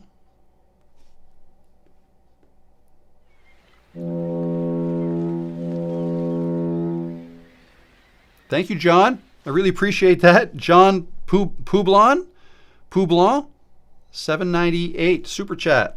My best wishes to you and the family in 2026. Is it still possible for a brand new channel to grow because so many niches, if not all, are saturated? Yes, it is. And no, well, this whole saturated thing. Sure, all niches are saturated. Okay, I'll give you that. But I would say that no niche is too saturated. Okay? There's always room for more. There's always room for another voice. Right? Even if you make a video that's the same as somebody else's, like the same content, you're saying the same thing, but in your own way, right? There's value in that. There's a group of people out there that don't like listening to that other person and would rather hear it from you. Okay? So that's the way to look at it. You could have said that same thing 10 years ago. YouTube is too saturated. It's there's millions of channels now. Like people are talking about everything on their channels now. There's no room for anything new. There's no new ideas left. That could have been said 10 years ago. And there are people that are starting channels today and who are going to be successful. I started mine I started mine 4 years ago. I know people who started theirs within the last year and they're being very successful. So, no, it's not too late. Nothing is oversaturated. Saturated, yes, but not oversaturated. So again, all I mean by that is by saying it's saturated, I don't believe it's possible to come up with a new idea that hasn't been done before in terms of a channel or video. Okay, everything's been done, right? You can't look at it that way. It's the same thing with music. If you want to think about music, like if you think about it, like how do people come up with new tunes? Like bands, I'm talking about bands, singers, right? How do they come up with something new? Hasn't everything been done before? So they come up with variations, I guess. Maybe that's not a very good example. But no, for creativity and for making videos, you talking about whatever you are unique. Let's start there.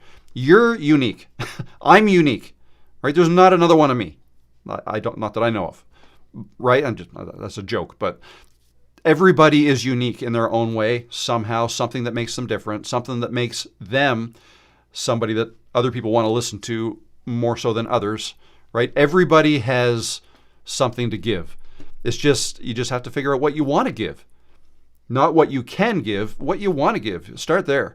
Like, what do you want to talk about? What can you help people with? What are you good at? What are you... And I often hear people say to me, oh, I'm not good at anything.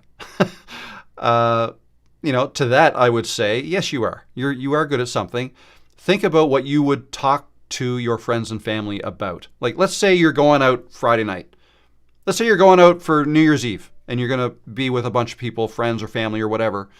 What are you going to talk about? Like, when it's your turn to talk, what do you talk about? Start there. Like, what can you talk about with your friends and family endlessly? Right? And like, if there's a lull in the conversation, what would you fill that lull with typically? Start there. That might be something you like and enjoy to talk about. And, you could just talk to your friends and family when you're looking at the lens. That's a little trick. When you're looking at the lens and you're going to make a video talking about this stuff you're thinking about, try to picture your friends and family in the lens, and now you're talking to them about it. And then you may come across as authentic. So anyway, I hope that helps. And thank you very much for the super chat. Winging it in the woods. How important is a trailer video for your channel? I would say not very important. No, I'm confusing things. I'm thinking trailer for the live stream, which I haven't done in a long time. But the trailer video for your channel, your channel is not going to help the performance of your videos. Okay, so I'm talking about your avatar, your channel banner, the way you organize your videos. None of that really matters in terms of how your videos do on YouTube. Okay, your video will live and die on its own, each video individually. Okay, so when you're thinking about your channel and what to put in your channel, and if you want to put a channel trailer in there or not, it's getting windy out there. You guys can see that too. That's the cover I've got over I got a little sailboat out there and some outdoor furniture. It looks like it's getting loose because it's getting windy. I'm going to have to deal with that. Anyway, yeah, so what was I saying? Yeah, channel trailer. I don't think it's all that important, but, if... let me just go back here and share this. So what he's referring to is this here. So, live now. All right, so this here is, no, that's live. If I go to my channel, let me think about this now. Let me think about this. If I go to my channel, yeah, no, it should be there. No, it's not. My channel looks a little different now because I am live. But normally my channel trailer would be showing up there. Okay, go to videos. Yeah, no, I know my channel trailer right now is this one. I just changed it a couple days ago. I usually change my channel trailer, or I shouldn't say usually. Historically, I will go months before changing that. And then if I have a video that's doing really well and I just think, oh, that might be a good one to have start playing automatically on my channel, then I'll change it. Okay, so, but is it a huge deal? No, probably not. It's not something I would lose sleep over anyways. How are we doing for time? I'm good till top of the hour, so I got 13 more minutes.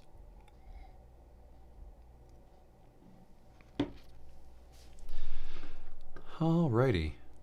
Did I miss any more super chats? I hope not. I don't think I did.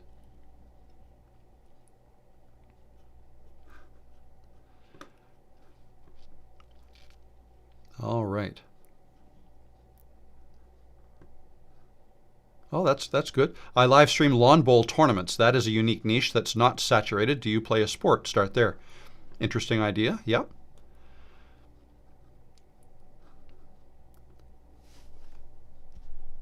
Let me type in the Q's again, see if I got any more questions here coming in. Is the trailer at the beginning or end of the video? Okay, so what I was referring to, and I hope I answered that question correctly now that I think about it, but I was thinking about the channel trailer, the trailer on your channel, which is a video that you want to start playing automatically if somebody goes to your channel homepage.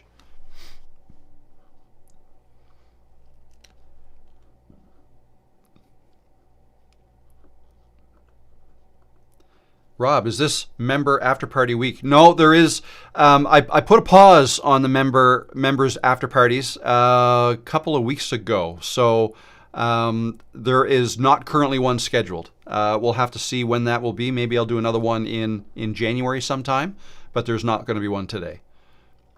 How are you planning to ring in the new year this year? Good question. I don't really know. I haven't thought about it yet. Might go get some fireworks, talk to my neighbor and see if he wants to help me set off some fireworks. Might do that.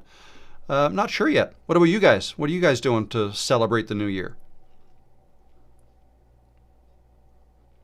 How do I get more subscribers and views for a new channel? Make more videos. That's it. Just make more videos. Keep making videos. Increase the frequency at which you make more videos, and make sure those videos are for your existing audience, the audience you've already been making videos for.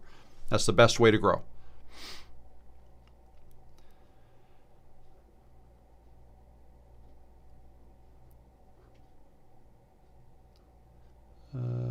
Okay. I've heard other creators say start an email list. Okay, so what do you do with those emails? If you're an entertainment channel, how would that help you? It would help you by staying in touch. So with an email list, you can do a number of things. If you're an entertainment channel, maybe you have a newsletter that you send out weekly or monthly, for instance. Maybe a monthly rundown of the videos you made, or the news that's happened in the entertainment world, or maybe that's not what you meant by an entertainment channel, but yeah, it's another way to stay in touch with your audience. And what you do with that, there's so many different things you could do with that. It would allow you to market to them if you had something to offer, or another way to remind them that you're coming out with another video, for instance. You can send an email out and say, hey, I've got a new video out, go check it out here. Or if you're going to run a special live stream on your channel, you can let people know by email that you're going to do that. Just a couple of ideas there. That's a good question. Is it normal to feeling bored seeing our own content? 100%. Yeah. I actually like that. That's a good question. Let me just find it here so I can pop. Oh, did I do that again? There we go. I did it again. All right, let's go. I have to figure out how to lock that screen. There it is. Cringe and Coffee. Is it normal feeling bored seeing our own content? Yes, it is. What you have to remember and realize is that you're not making, if you're trying to grow a YouTube channel, then the content you make is not for you. All right? You aren't your own audience. Your friends and family are not your audience. You aren't your audience. Your audience, you may not even know who it is yet if you're just starting. YouTube will find your audience. You keep making videos on the same topic, the same subject, talk about it in different ways. YouTube will eventually get good at putting your videos in front of the right people. The right people does not necessarily include your friends and family, people you know, people in your town, people in your country even. And it's certainly not you, right? You're the creator. So presumably the stuff you talk about, you already know all about it. So why would you be interested in that anyways, right? Plus, you're not used to watching yourself on camera. People, I'm not saying you specifically, but people generally aren't used to seeing themselves and listening to themselves on camera. So sometimes when they hear and see themselves, they don't like it, right? But again, it doesn't matter. Just remember that the way you look and sound on camera is the way you look and sound in real life, whether you realize that or not. Your vision of yourself is different than what other people see and hear, okay? You sound different to yourself in your own head because you're speaking, it's coming from inside your head. It just sounds different than to somebody outside of your head, right? And the way you look, the vision you have of yourself is mirrored, for instance, to what everybody else sees. Like you see yourself in the mirror. Everybody else sees yourself not mirrored. So right there, that's a difference. Right? Everybody else has a different, opinion, a different view of you. So I've said that before, but I think it's good to repeat that. And just understand that, you're not the person you're trying to please with your videos. It's the people who actually want to see your videos. And yes, it's normal.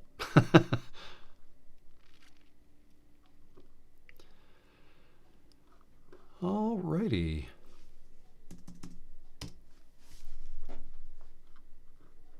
Thanks for that, Rob. Ease of mind. Exactly.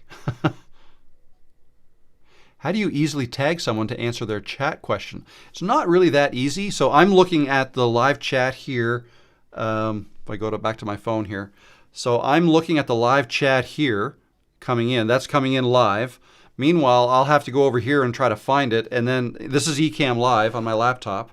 And I can click here and display the question or the chat, right? That's how I do that. It's a feature provided by Ecamm Live. Testing the tag, that's right.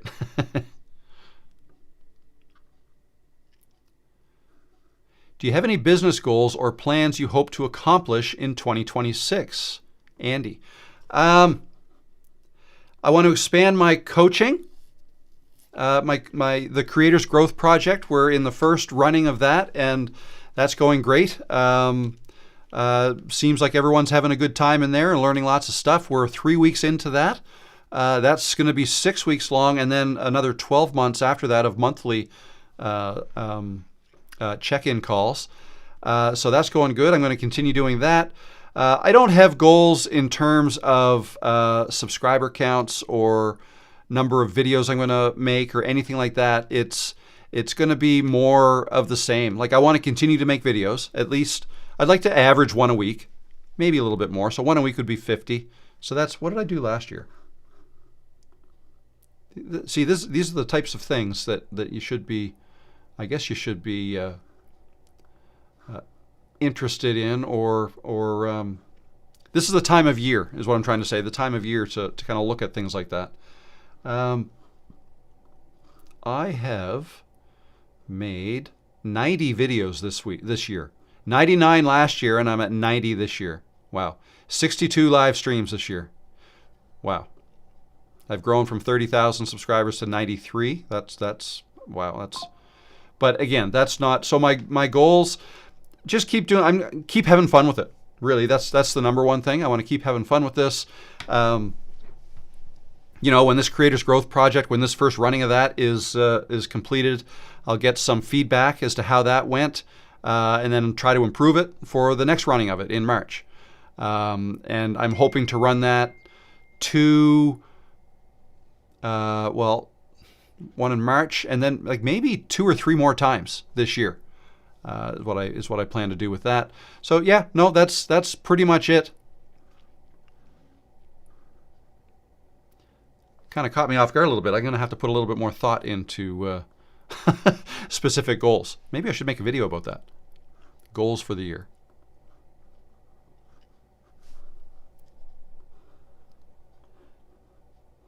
Let me see now. Do this. Another super chat.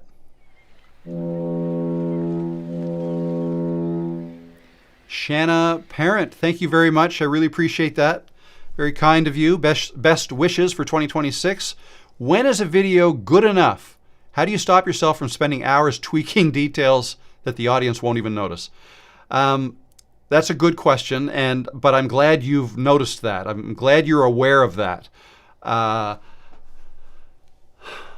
It's hard to know. It's hard to know when to stop yourself, but I think you know the answer already. Done is better than perfect, right? And is there even a perfect? Like, you could tweak forever, and you can always find something to make it a little bit better. So at some point you just have to draw the line. Say, you know what, this is good enough. Let's just post this as is. And once you post it, look at the video. You may decide, you know what, I wish I did that different or this different. You'll probably learn more by posting something that's imperfect than posting something that's perfect. Nothing worse than posting something you think is perfect and then it flops and doesn't get views. But if you post something and, oh, I really wanted to do that, it'll probably stick and you'll remember to do that thing the next time, whatever it is, adding a title maybe, or a little bit of text here and there, right? You learn by doing and by not doing. The stuff you don't put in your video editing, and then you watch it back and you think, oh, I should have done this, right? So it's hard to answer your question. When is a video good enough? I don't know. I mean, one could argue that it's good enough before you do any editing, right? So any amount of editing is, you're adding value to it, but is it going to bring you more viewers? Maybe not, right? So I don't know. One thing that somebody suggested actually in yesterday's group session is you could give yourself a time limit, right? Just say, okay, this is a half-hour video. I'm going to give myself 2 hours to edit it, no more. And then, right, see how that works. And maybe it'll work, maybe it won't. But it's a starting point. If I leave this live stream, will my questions disappear? No, they won't. Did I miss a question? Well, I know I did. I'm missing all kinds of questions. Let's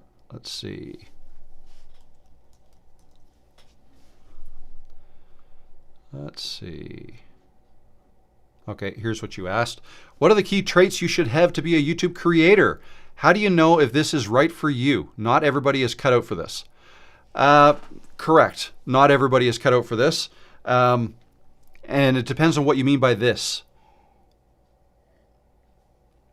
So,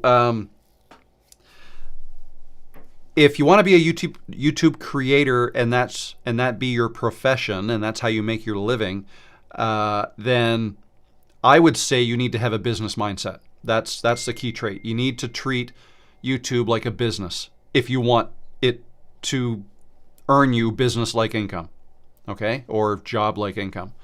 You have to treat it like a business. You have to be willing to make decisions. And one of my recent videos, I talked about that.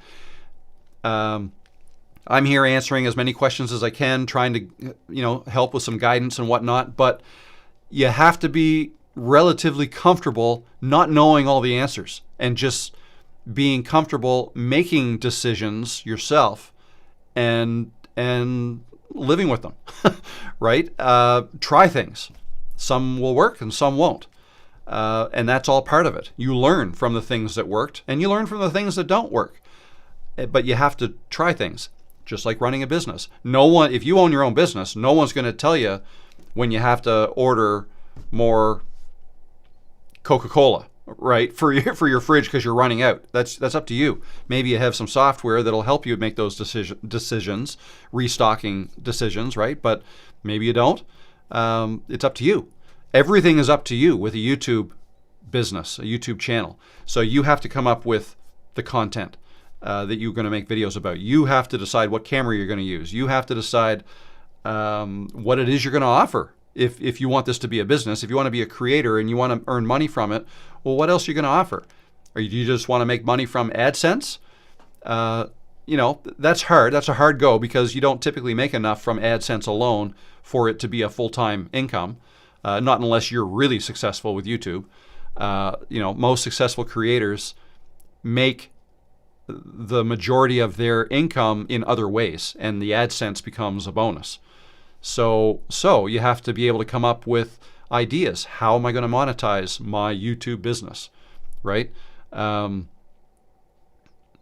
are the kinds of things you have to be, I guess, comfortable with, and you have to be comfortable with not making money from YouTube for a while, because it's not like a job. It's not like a job you sign up for, and okay, you're going to get your first paycheck in a week, or in 2 weeks, or whatever.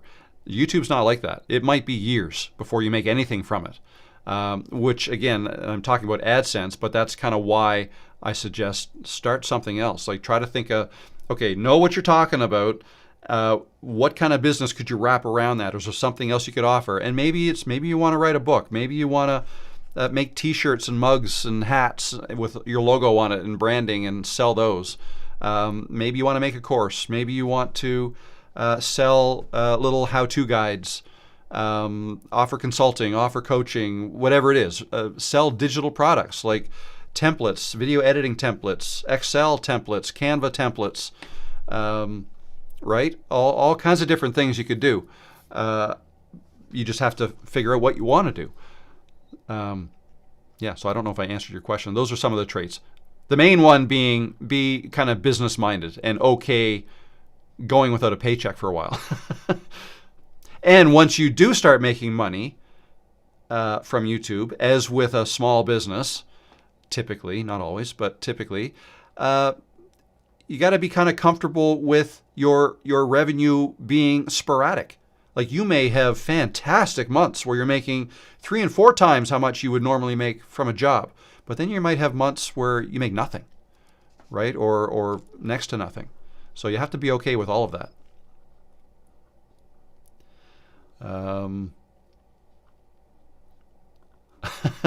I searched for your name, Monkey Wrench, because it sounded like I missed one of your questions, but you had a lot of them there. I'll answer one more.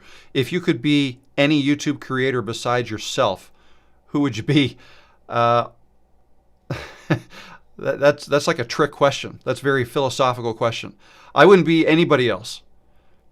I know that's not answering the question the way you wanted me to answer it, but I wouldn't be anybody else. Because if you're trying to be somebody else, then you're not going to be as successful. You will be the most successful you can possibly be if you just be yourself. And don't try to be like anybody else. It's too hard, unless you're an accomplished actor or actress, it's too hard to try to be somebody else.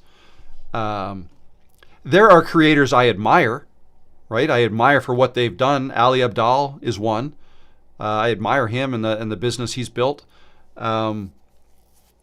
Right? So, but there's all kinds of creators that I like. But if I could be any YouTube creator, it would just be myself. I would do exactly what I'm doing right now. There you go.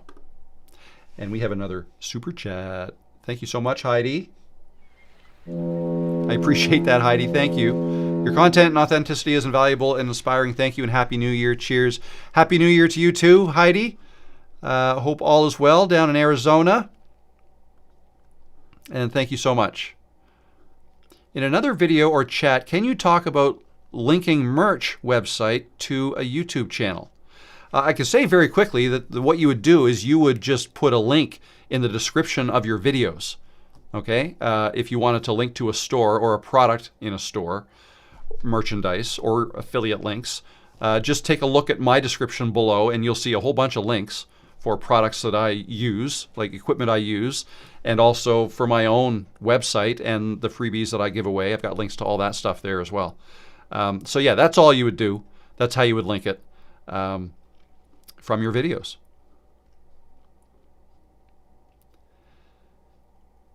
Am I in Maine? No, I am not, but I'm not far from Maine. I'm in Nova Scotia, just a little bit further east of Maine.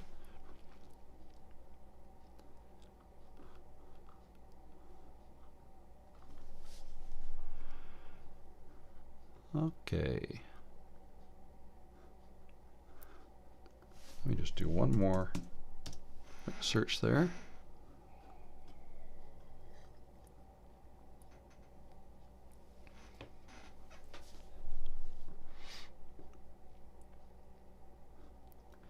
Can you talk about your experience after your first video blew up and what you did to capitalize on it, what you might have done differently? I don't think I would have done anything differently, but I will say that I was not gathering emails from an email list before that happened. And so that's what as soon as I saw that happening, I was like, oh man, I should be like, I've been wanting to do this, but why haven't I done it? Now, is it too late? No, it's not. But I got to work on a freebie that people could download for free. It was a YouTube getting started checklist or getting started guide. I forget what I called it, that you could download. And I created I automated that, a landing page. So I set all that up. That's among the first things I did when I did that. And I just tried to figure out, okay, why? Like what about this video was was so good? What did people like about it? And trying to backwards engineer it a little bit. And I started making more content like that, talking to the new people who are now watching my video. Because when it happened to me, I had, I think, 3,000 subscribers. And then like 2 weeks later, I think I had 20,000 subscribers. It grew pretty quickly because of that one video. So now I'm thinking, okay, 17,000 of my 3,000 subscribers are here because of that one video. The other 3,000 are here because of the 100 videos before that, which was all on Camtasia, video editing. Yeah, I spoke to the new audience. I didn't ignore them. So yeah, I pivoted my channel a little bit. But I always kept my initial audience in mind. Like when I made that video, it wasn't just kind of out of the blue. It was me trying something different. And this is why I stress to people, try something different. If things are stagnant on your channel, you're not growing like you'd like to, try something new. Like, so in my case, I was making how to edit videos. Like, this is how you edit videos. A whole bunch of tutorial videos is what I was making. All on Camtasia, but that's almost irrelevant. It was how to edit videos. And, well, I mean, it's not irrelevant, I guess. The people who use Camtasia tend to be a little bit older because it's an older software. And they tend to be people who are, like, in the educational field, people who are making videos that, making videos for, like, schools and corporations, how to screen sharing videos. That's what Camtasia was good at. So that was my audience. And what am I trying to say? I lost my train of thought. I'm trying to look at a couple things at the same time. So that was my audience. So then I was thinking, what else could my audience be interested in? They're already editing videos. They're editing videos for other people. They're older. Okay, what else? And then I came up with, the term over 40 was a term that was getting a lot of traction at the time. It was a trending term, a trending keyword. So I liked that. And then why, if you're over 40, I think you should start a YouTube channel. Because I was thinking, my audience, my existing audience, why don't you start your own channel? You're already editing videos for other people, for your boss, for your school. Why don't you make them for yourself? And that's kind of what I did, and it worked. Okay, so that was me trying, and it wasn't the first time I tried something new. I tried other things that didn't work. That one worked. So then I made more videos on that. And then, every once in a while, I try something slightly new, and more often than not, that something new works. So anyway, that's what might I have done differently? I guess I should have set my email, the email list builder up sooner. And that's what I recommend to people do. Do that now before you blow up.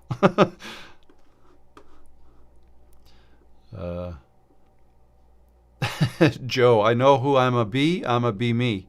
Thanks, Rob. No problem. Let's go sew with Joanne. I loved your Camtasia tutorials, Rob. Thank you, Joanne. Thank you.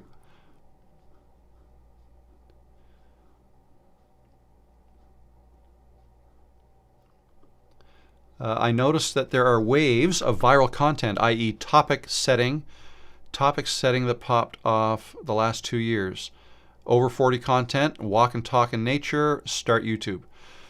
Yeah, no, that's right. And I guess I've kind of covered all of those. When I had that video do well, that was July, and I had never made a video outside. And who did?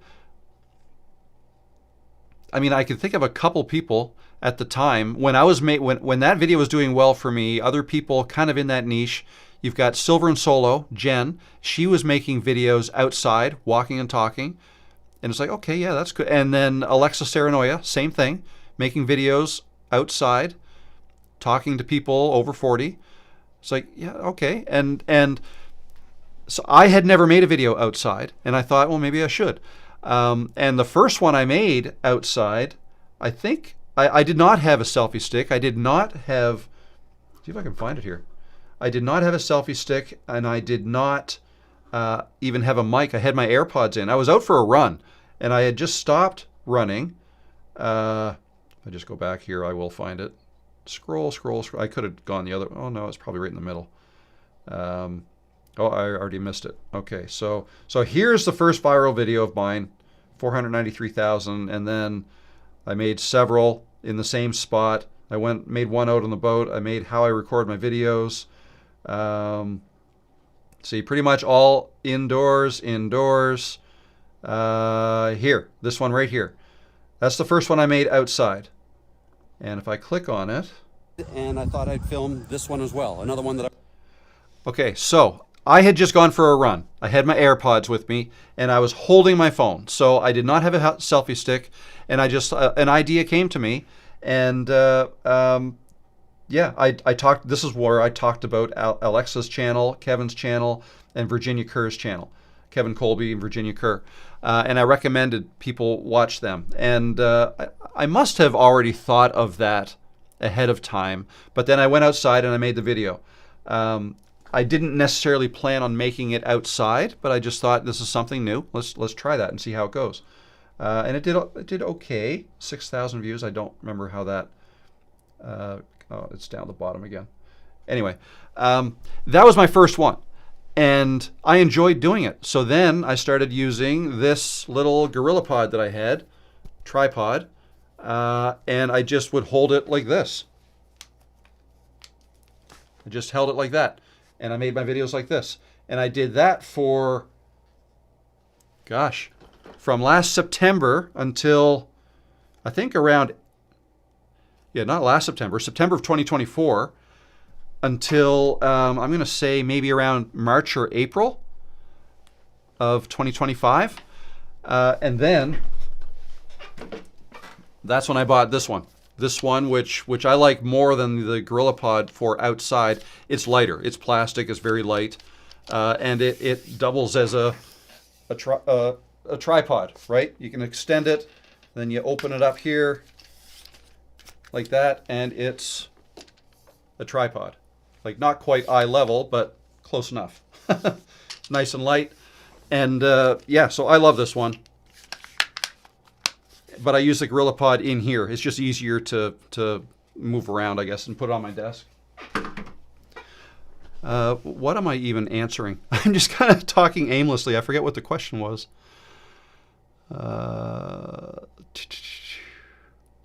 exact tripod Casey Neistat uses, but with a DSLR on it. Okay, yeah. No, I've never done that. Any video I've made outside has been with my phone. Oh, yeah, I know what I was going to say. So, yeah, making a video walking and talking on a trail, that was the first time I did that. Again, I had my AirPods in. Excuse me. So it was shortly after that I bought the DJI mic, and that, you know, increased the quality of the sound outside. I am over time, but let's just see. Let's just keep going. I am joining late, so sorry if you already covered it. If you don't use Kajabi yet, what email service would you recommend for keeping a list of emails and names and sending newsletters? So there's a few. There's actually, yeah, we talked about this in our group session yesterday, and I've never used this one, but kit.com might be one that I would take a closer look at. I think they have a free plan that you can start with, and you can just kind of grow with them as you grow, right? You can upgrade. But yeah, I'd probably use that. One that I have used before, but that was way before I started to grow. MailerLite. MailChimp is another one, but I think we found out yesterday that MailChimp does not have a free plan. It has a free trial, and then you pay, even if you have no subscribers, right? Or no emails. So yeah, take a look at kit.com. That's what I would do. I appreciate that you reply to every comment under your videos, but you must spend an obscene amount of time in your office every day. How long? Oh, you don't want to know. Long. I'm usually down here by 6 a.m., if not earlier. And yeah, a lot of time, a long time. I spend more time at this than any job I've ever had. I don't know. I'm going to say 12 hours a day, maybe. Not every day. I mean, some days I will go. Obviously, I go outside to film, to record a lot of my videos.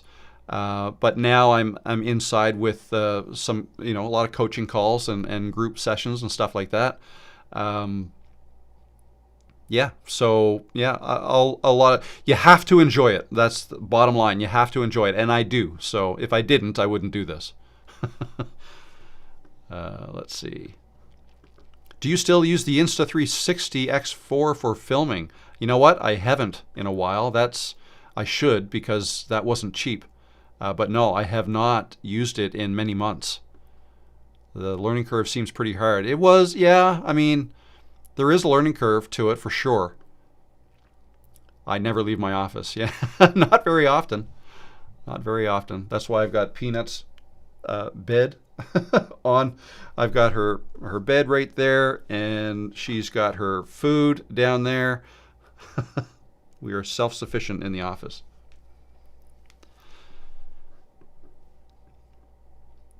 How would you present an offer if you were starting coaching without an email list? I would just use I'll do it exactly what I did. Well, no, I did start the email list before I offered coaching, but I didn't have to. They were kind of separate. But no, for the coaching, you would just get a Calendly account or something similar. I use Calendly. And then Proving your marks. Next time. This is just one of the videos. Go down to your description. Where is it? Right here. Just put this. Put a line like that in your descriptions. Probably best if you put it at the top, because it'll show up without people having to click more to expand it. Work with me. Book a one-on-one. And if people click that, they go to my Calendly page where they can book a time.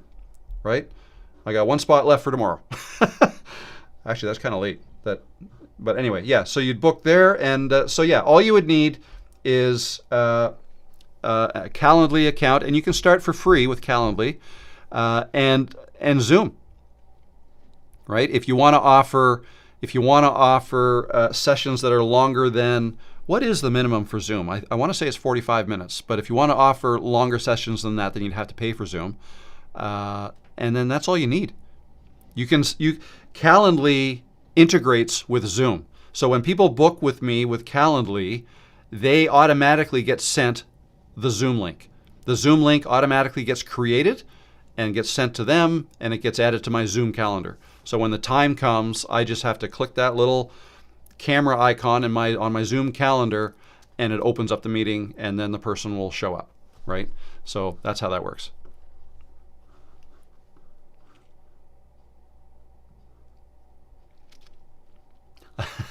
Anaholics, if you had all the money in the world, would you still be a YouTuber? I'd say yes. Yeah, I probably would be. I'd have a bigger boat, but I'd still be a YouTuber for sure. I'd make videos on a bigger boat, probably. I'd probably travel more.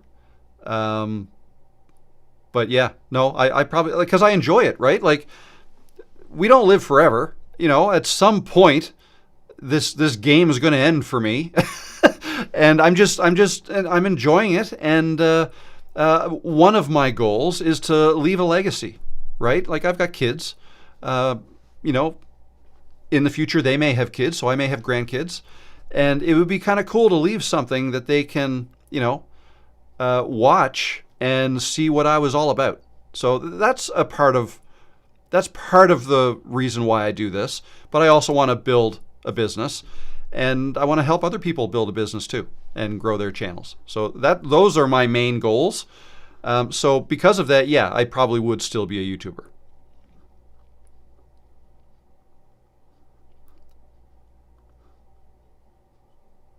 Let me see now.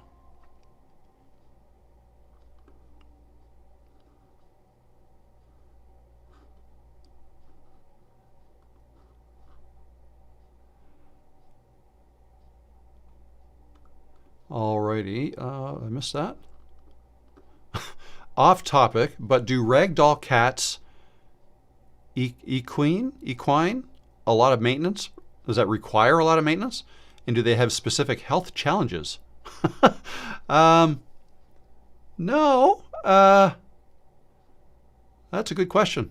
I wouldn't say a lot of maintenance, no. Not as much as dogs.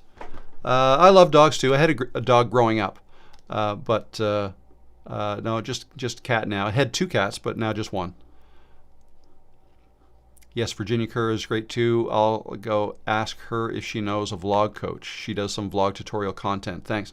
Actually, Catherine, I watched one of her videos not that long ago where she talked about B-roll and she kind of taught how she films B-roll, like how to film a sequence.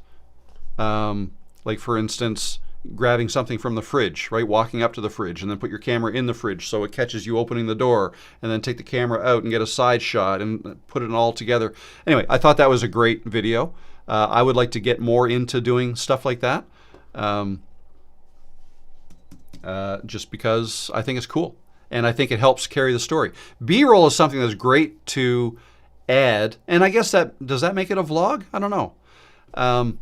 B-roll is something that's great to add if you need help carrying a story. Like if what you're saying isn't enough and you don't want the camera just to be on you all the time, if you can show some supporting things like grabbing a drink out of the fridge, or I don't know, using the vacuum cleaner or whatever it is, your cat walking by, right? All this B-roll, if it kind of somewhat relates to what you're talking about in your video or where you are, it's just... That is it. It's kind of like I think of it like eye candy. Like it's just something that keeps the eyes engaged when maybe the brain is not so. Maybe it's having a hard time following along with the content. Something like that visually stimulating, I guess, might help. So I think B-roll is good for that reason. Let's see. I am 25 minutes over how long I said I would be.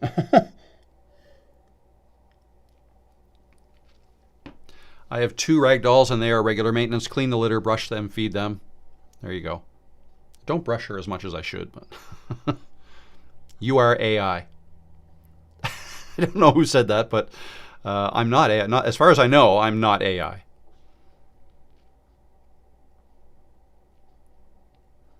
Who is the creator that did the B-roll video? Virginia Kerr. Virginia Kerr. Let me...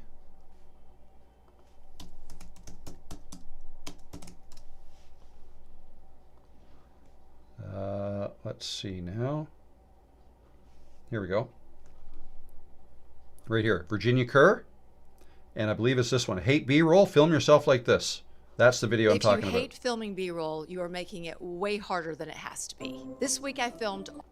Okay, and that right there, that is B-roll. All my B-roll before I even wrote my script. And I did... Okay, so anyways, we're not going to watch the video, but that is who I'm talking about. Virginia Kerr. Great video.